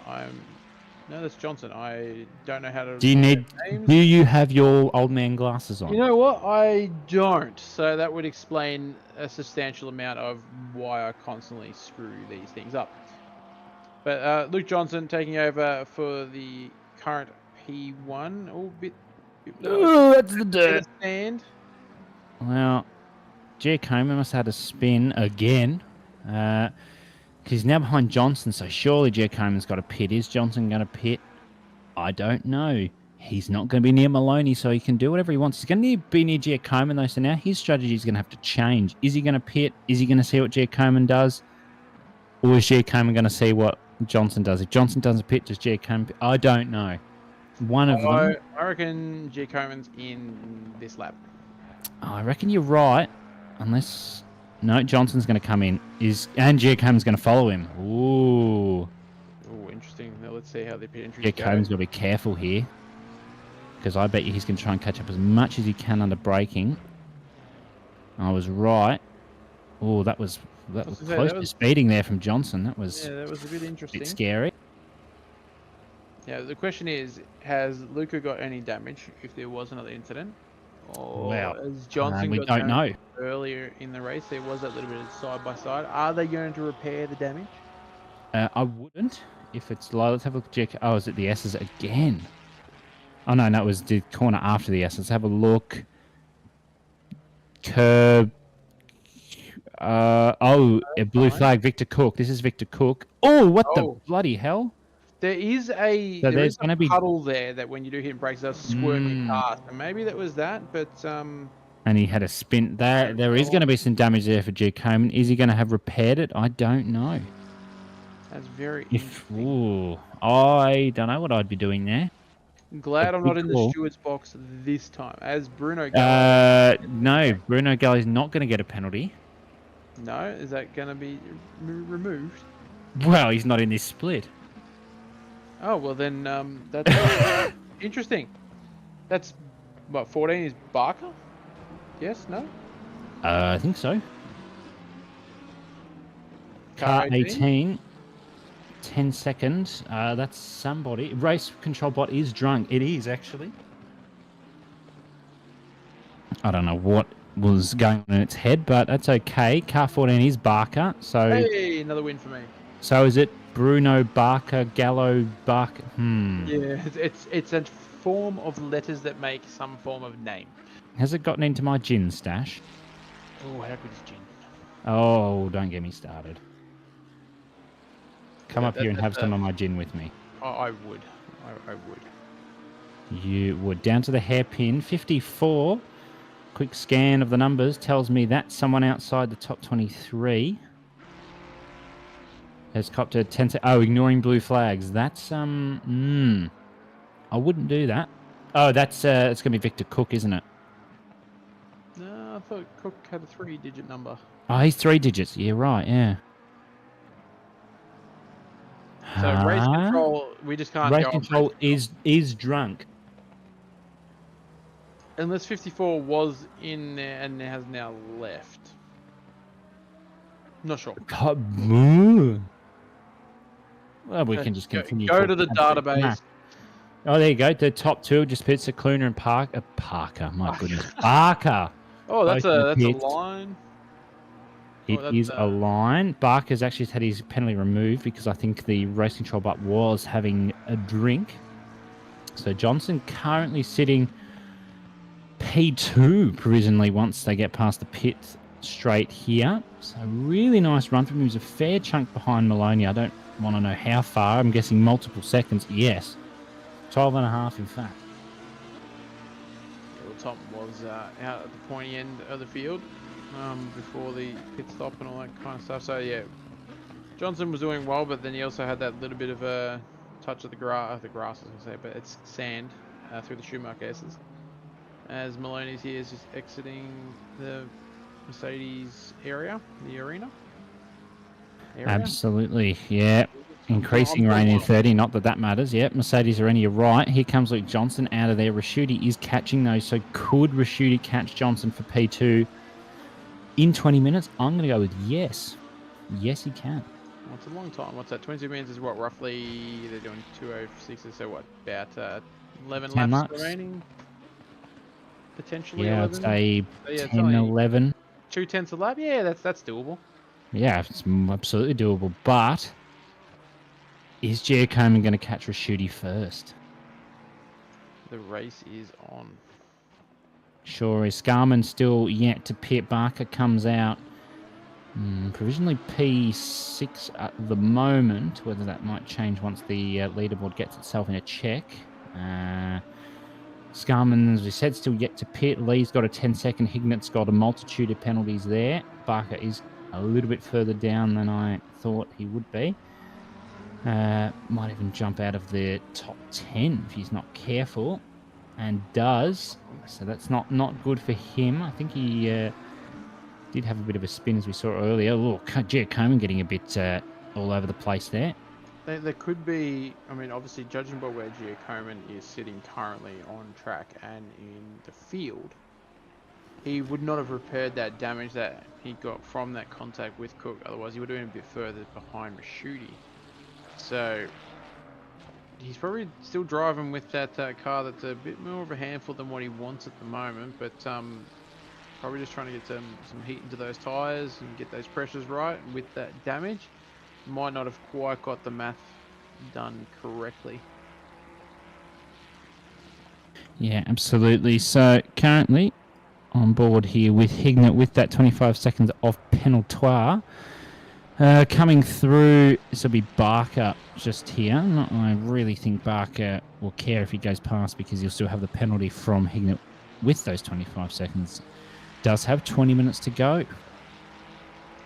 Smart play here, Barker, would be just let the man through. Yeah, not even racing him. But whether you do that on track, because, you know, in the heat of the moment and all that kind of scenario, we all drive with a bit of red mist sometimes, as he goes incredibly wide. Decides to defend the position rather than letting Benny through. And that is up to his discretion. Maybe he just wants to keep it on pace alone rather than just waiting the penalty to do the job for him. But did well to pull that up in time that they didn't actually make contact with one another. You know, Ferrari versus Ferrari, so the same sort of drive and power out of the corner, which is nothing in these conditions. No, what do you mean? I mean, I want a better TC in the wet. Better TC? What car are you driving? A Ferrari. What are you smoking? Exactly. That thing's got great TC. In the wet, though, it just bogs down at 9. Well, there's your problem. Well, yeah, I can't do 8 because my foot's retarded. I'm using 5. Okay, then I just don't know how to drive the damn car, clearly. But then you are an SRO boy, so that doesn't count. Yeah, but that doesn't matter. Yeah, it does. No. Oh, Satria, though. What does matter here is the fight with Oh, no. I want to say Wirrawan, but I bet you it's not going to be what it is. Although... Yeah, that sounds pretty good, though. Oh, yep, that was a bit of a kiss. It was only a kiss. Now he's falling asleep into a cab. Maybe. Wow. Oh, yeah, it was a terrible joke, wasn't it? Yeah, you're not even a dad. No, I wasn't trying to make a dad joke. I was trying to make a song reference. But I got it. I got it, but still. Well, good. As long as you got it, that's all that matters. I dare say with that little bit of a door bang, there's a potentially of a pen there, but I mean, got lucky with the extra kiss to straighten him back up there. Oh, go to good bed. One. Rob. Good one. Go to bed, you old man. Who's that? That's Mad Dog. That's Rob Maddox. Bloody bed. Rob. Come on, Rob. Jesus. He's one of your Kovacs old men, isn't he? Yes. Makes sense. Well, everyone just doesn't know where the breaking point is for the final corner, it would appear. No, they probably know where it is, but not. But they're just not hitting it. Yeah, all that. Down to turn 1. Let's see if they know where the breaking point is for turn 1. Yes is the answer to that. Even pulling it up a little early, just trying to keep it nice and clean. Satria probably wants that penalty back from Wira 1. It's going to matter, because I dare say you're right, Bob, now that they will get a penalty for the door banging. Probably only 5-10 seconds. Won't be anything huge. 12 minutes left on the pit window. Everyone has pitted, so nothing really to note there. G. Coleman 1.1 off Rashuti now, so that's going to pose a risk for him if he can't catch Johnson in time. 1.8, yeah, I think Rashuti's in a really bad situation. He's not really catching Johnson quick enough. Johnson is dropping back from Maloney. 1.5. That's going to be, it's 8 tenths to Rashuti is Giacomo, so Rashuti's in big trouble here. He definitely is. I mean, he can see Johnson. He can sort of almost tack onto the back, so he'll be hunting down, but also living in the mirrors. Wanting to see where Luca is, because Luca at the moment does seem to have pace. Most important. Yeah, most important, but he would not want to be yielding too much to Johnson, because this is the fight for the bottom step, and technically it'd be for P2 for Rashuti as well. So absolutely, you know, many things to play at the moment, but with 16 minutes remaining, head down, battle on, boys. Let's see what you can produce for us. Has Maloney won a race before? My memory of people's... So. Yeah, I thought so, but I can't remember where or when. My memory is usually pretty good. I want to say Silverstone, I think. Yeah, it wasn't in the wet, I know that much. I could be very wrong. You can be wrong. But I do believe, I'm sure one of the Kovacs boys there in chat can confirm his win and where it was. Absolutely. But, Hungary, there you go. That must have been Hungary last season? No, it was this season. Are you just saying you're hungry, Babs, or is that just a... I was going to say, yeah. Maybe it's just a statement. Good run there from Giacomo, though, through the Schumacher. Oh, he's going to hit the dirt. He's pushing everything out of that car. 15 minutes to go now. He needs to throw everything he dare put into this thing. Now that's Victor Cook. I know that. That will be with the collision with Giacomo. Yes, I would say that's a fair effort. Both. There you go. He's both hungry and hungry. Very good. Double hungries. Down to the chicane now. That's a lot of curb for Giacomo. That's too much. He's held it though. Car, Jesus, he's really amping this up. He wants everything he can out of this car. It's very dark now, heading up to 9 p.m. in game. 15 temps on the ambient and track. Just letting the other cars go past the blue flag. Win too, which is affecting them. It'll be helping them down the back straight with a tailwind, but into turn 1, it's also helping them under brakes. Probably not heavy enough exactly to make a huge difference, but certainly one to keep out for. The spray is much worse than that. Must be a streaming special. Yeah, can confirm. I'm sure the spray is bad. Far worse than what the stream is doing for us, but it also depends on what angle. What camera position a lot of drivers take. A lot of people would say that you're silly not being in bonnet cam in these conditions. I say you're wrong. See that, then there's no spray, but that's disgusting. Yes, that is certainly insane, down to the hairpin. Now they're catching Johnson as well, so I dare say... real deep there. He does. Rashuti will want to get a move on here from Giacomo. Doesn't need to probably defend as of yet. Through to Schumacher S's now. Giacomo actually chucks him. The third goes wide. That's what Rashuti wants. He wants those little tiny mistakes that cost a tenth or two. Under a second now to Johnson is Rashuti. Johnson's dropping back 14 seconds to Maloney. Maloney looks like he's got this one under control. Giacomo still has fastest lap. What can they do down the back straight? Let's have a look. Ooh, a bit squirrely there. very dark interior in the Lambo at It night. is very dark indeed. It's just all black leather pretty much. Not even leather, is it? Alcantara. Oh, there you go. There's your big word for that. Yeah, big word, big word. Down to the chicane now. That's a lot of curve for Raschuti, but pulls it up very nicely. Yeah, from memory, the Lambo doesn't really care too much about that curve in the chicane. But it's still way too much than what you actually need. But Raschuti is a very skilled individual, so it probably was nothing for the man. But Luca here, just under 3/10 behind. He's going to try and stick the nose in. Has he overcooked the braking zone? No, he actually hit the apex perfectly. Cool. But Raschuti going to try and do the switch. But Whoa! a bit of contact. That might be under review here. Raschuti is trying to do the switch back into turn 3. Thought better of it. As we see, the Lambo have a bit of a flame backfire there, but he's right on the rear bumper of Luca here. Trying to definitely get that posse back, but Luca's got eyes forward now. Next target, Johnson. Absolutely. 11 minutes to go now, but Raschuti's not hanging around here. He wants Giacomin again. I reckon that tap's probably put a bit of fire in him. He wants to really get up close and personal. Bad exit, though, for Raschuti. He's not going to be able to see a thing. The stream's not doing justice for what they can't actually see. Down to the hairpin now. Johnson deep again, but pulls it up nicely. What can Giacomin do here? Lambo bogging a bit on exit, just looking at the way it was. He's only got... Where's the TC on this thing? 5 ABS and... On TC3. Okay, so... Shouldn't be bogging too much then. Just trying to keep it in check. But he's lost a severe amount of time. Giacomin's absolutely on this now. Johnson's going to be in big trouble very quickly if Giacomin Holt keeps this pace up. Yeah, as we all know, Giacomin is a very speedy individual.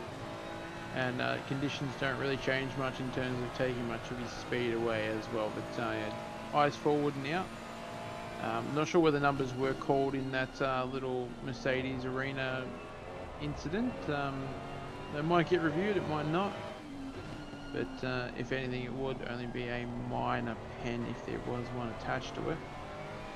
But, yeah, absolutely. I mean, that's Johnson will want the penalty for Giacomin, to put it plainly. But 10 minutes to go now. Conditions not changing. They've got headwind into turn 1, still hasn't increased. Giacomin, look how much later on the brakes he is to Johnson. Couldn't quite pull that up. Almost had it though. Down towards the first part of the Mercedes Arena section. They're about to come. A little bit slidey there. Here they come. Giacomin going for a more tight line. This is bad for Johnson because Giacomin have a great exit out of here. And does. He needs to pull something out here. Also point this out. In the time that we've been watching this battle, it looks like Raschuti is struggling. He has dropped down 1.5 behind these two at the moment now. So, but that could be part of the strategy too. He might be hoping that if these two aren't battling and they have a bit of a incident. Yeah. Capitalise. Yeah, I think Raschuti might have just looked at that tap from Giacomin out of turn 1 and gone, could something similar like that happen? Maybe on a bigger scale, a bit more severe. Maybe just drop back. The tyres probably aren't loving him a whole lot. Through Schumacher is a much tidier line for Giacomin. Nicer run. Let's see what Johnson can do. Giacomin later on the brakes, still following the same line. We'll just be waiting probably till a corner for an opportunity. If I was Giacomin. Yeah, great exit there from Johnson. You cannot fathom what's going through Giacomin's head at the moment. How is he going to get past his thinking, I reckon? He's got the spray. Can't see a whole lot. Of course, you can see less than you can on the stream. Through the chicane now. Ooh. If he nails the exit of last turn here, which will be momentarily, we have noticed that under brakes, Giacomin is far superior. As he gets but better exit though. Johnson Johnson's got a good exit too. Yeah. I don't know. I think Giacomin just went a touch deep. Maybe a lock of the brakes. Could he stick the nose out? I don't know. It's quite there. That looks a bit late on the brakes for Johnson. He pulled it up nicely though. Still, Giacomin's just going for that tight line, not too worried about corner entry and exit speeds per se. Just wants that tyre line getting a little bit squirrely. Through the Mercedes arena they come.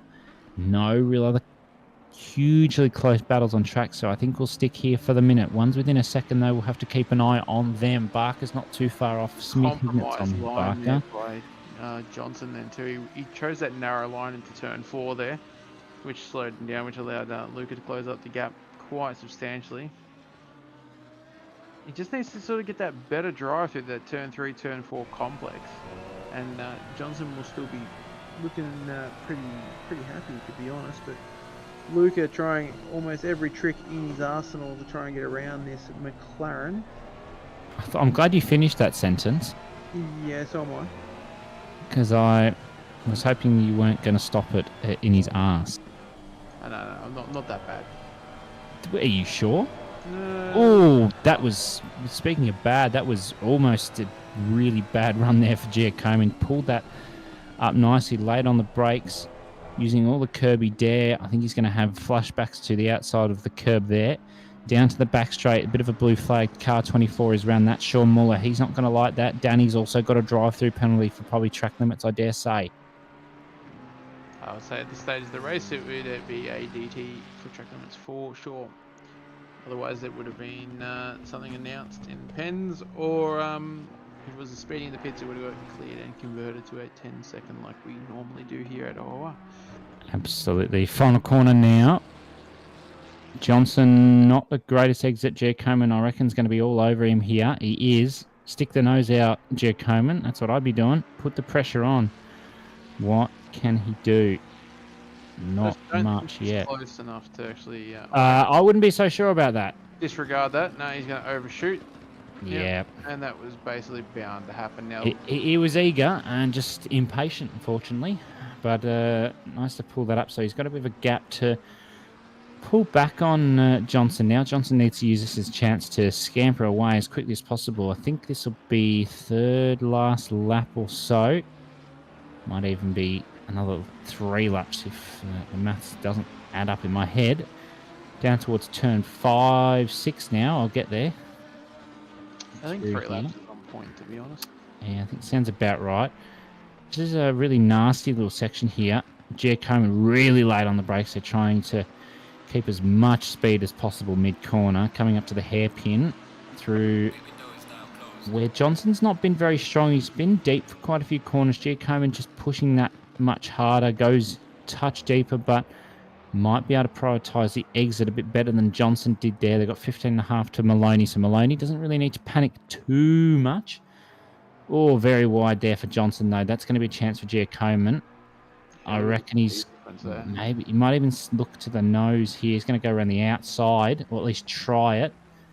Fair from Johnson. Just gave him that racing room, probably as much as he dare give. Down to the back straight they go. Is Johnson going to get a bad exit? Yes. Yeah. Yeah, but Giacomin wasn't all too aware of that and didn't particularly prioritise his exit all that well. Hit the curb too. Oh, that's going to be dirt. And by. Oh, that was lucky. Once again, that looked like that was about to go. Yeah. Johnson's now got to take that little 0.2 of a second that he gained there.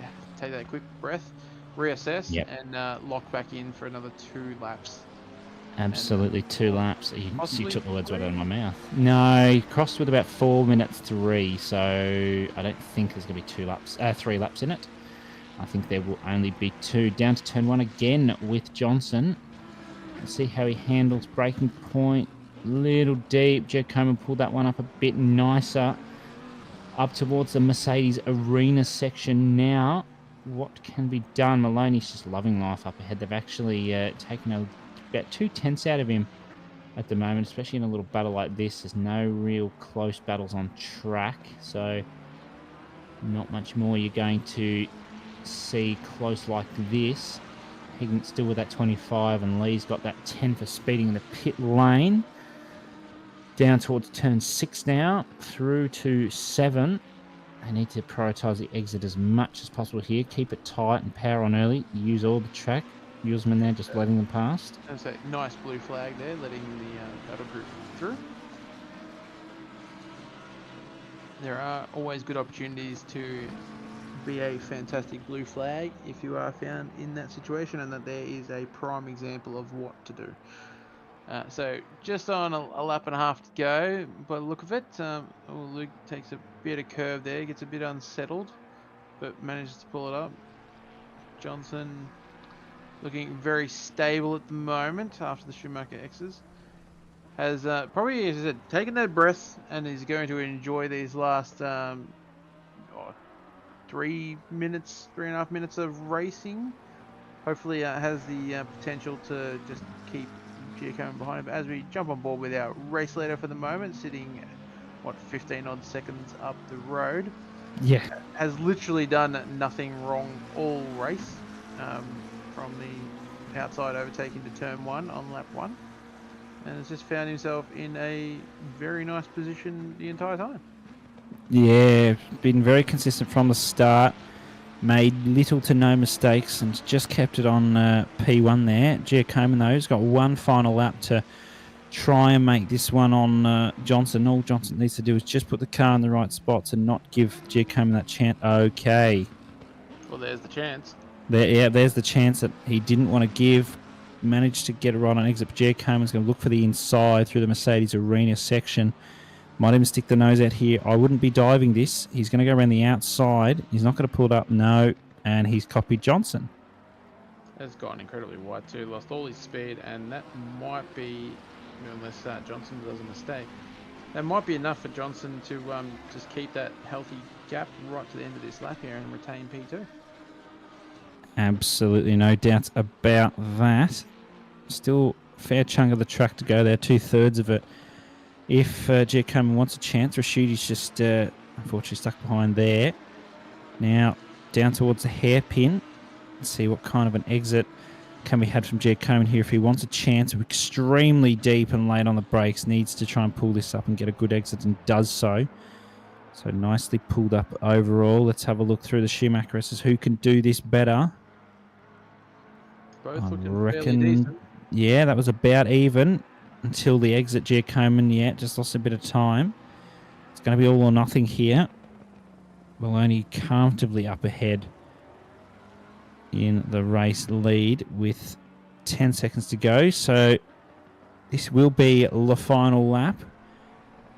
So this will be it for Giacomo, and I don't think he's got any sort of chance here, as Maloney's going to come around the final corner to take the win here for round 4 of the Sprint Series. Well played. There was nothing he could have done there to stop him. Hind had an unfortunate one starting from P1. Just a series of unfortunate events. But Luke Johnson has managed to hold off Giacomo, who had a few incidents in this race. To take P2, Giacomo is going to come across with P3, P2 in class. Rashid is going to come across with P4, P3 in class. Cicluna, though, starting from outside the top 10, has jumped his way all the way up to P5. Got Vintina right there on his backside at the final corner. Almost hits him, but what a great race there from Cicluna. Kept it nice and clean. Found himself in the top 5. Ignore that that's 4th because someone's just disconnected. That would be Giacomo, but ignore that. We'll see the proper results when the race ends. He has. Hingson's going to come across the line, take the position from Lee. Barker's going to come across as well. Not going to get that position off Lee, unfortunately. Smith is going to also come across the line. Like contact between two cars after racing. So hopefully possibly. That was not intentional. Oh, that's the wall. Hignet's got 25 seconds of penalty, so you'll see him drop down, I reckon, a couple of positions. Not drop down that far, because Kong here is quite a ways back. Whether it's when your phone ruined that. Yeah, my phone always goes off at the most inappropriate Why is it time. right at the end? Your phone just decides it wants to go off. It's just a thing. It likes to make. Is Brian Kong going to take this? Let's see. No. There you go. So well done, Ben Hignet, to hold on to that, even with the 25 seconds. Thurkelini comes across the line. Muller comes across the line. Satria and Jones there. Scarman's not too far behind. Has got Greco and Guruwan not far off as well. So nice battle towards the end there for these guys as they come across the line to finish round 4 here. And Hackey, unfortunate race, had a drive-through and a 5-second penalty to their race time. to finish us off here at Nurburgring for round 4 for split yellow and green. Beautiful. Top level driving all round, boys. And yeah, hats off to Tom. And once again, Babsy, yes, Tom proving my comments from earlier wrong that you can win a race in turn 1. Take it away, Yeah. Hobbsy. Read away the classes for us. Oh, if you'd be so kind. So overall, we have Maloney P1, Johnson P2, Jcombe P3, and then obviously Rashuti there for the Pro Class. Silver Class, Johnson taking out the win there. Secluno, great race from him. Hingston there taking out the P3. In the Pro-Am class, you had Brian Kong there taking out the win. Damiano Thurcolini chucking in a lovely podium position there. And Jones for P3. And in the Am class, Satria took out the win there. Fairly big gap between themselves and Greco and Wirawan there taking out P3 in class. That was a brilliant race. Some good close racing. Quite some incidents and a lot of spins in the wet, which is sort of what you'd expect. Yeah, no, that was definitely top level driving there across both splits from all our drivers here. And a good way to sort of finish up the round too. So this is, I thoroughly enjoyed myself. I hope you enjoyed yourself as well.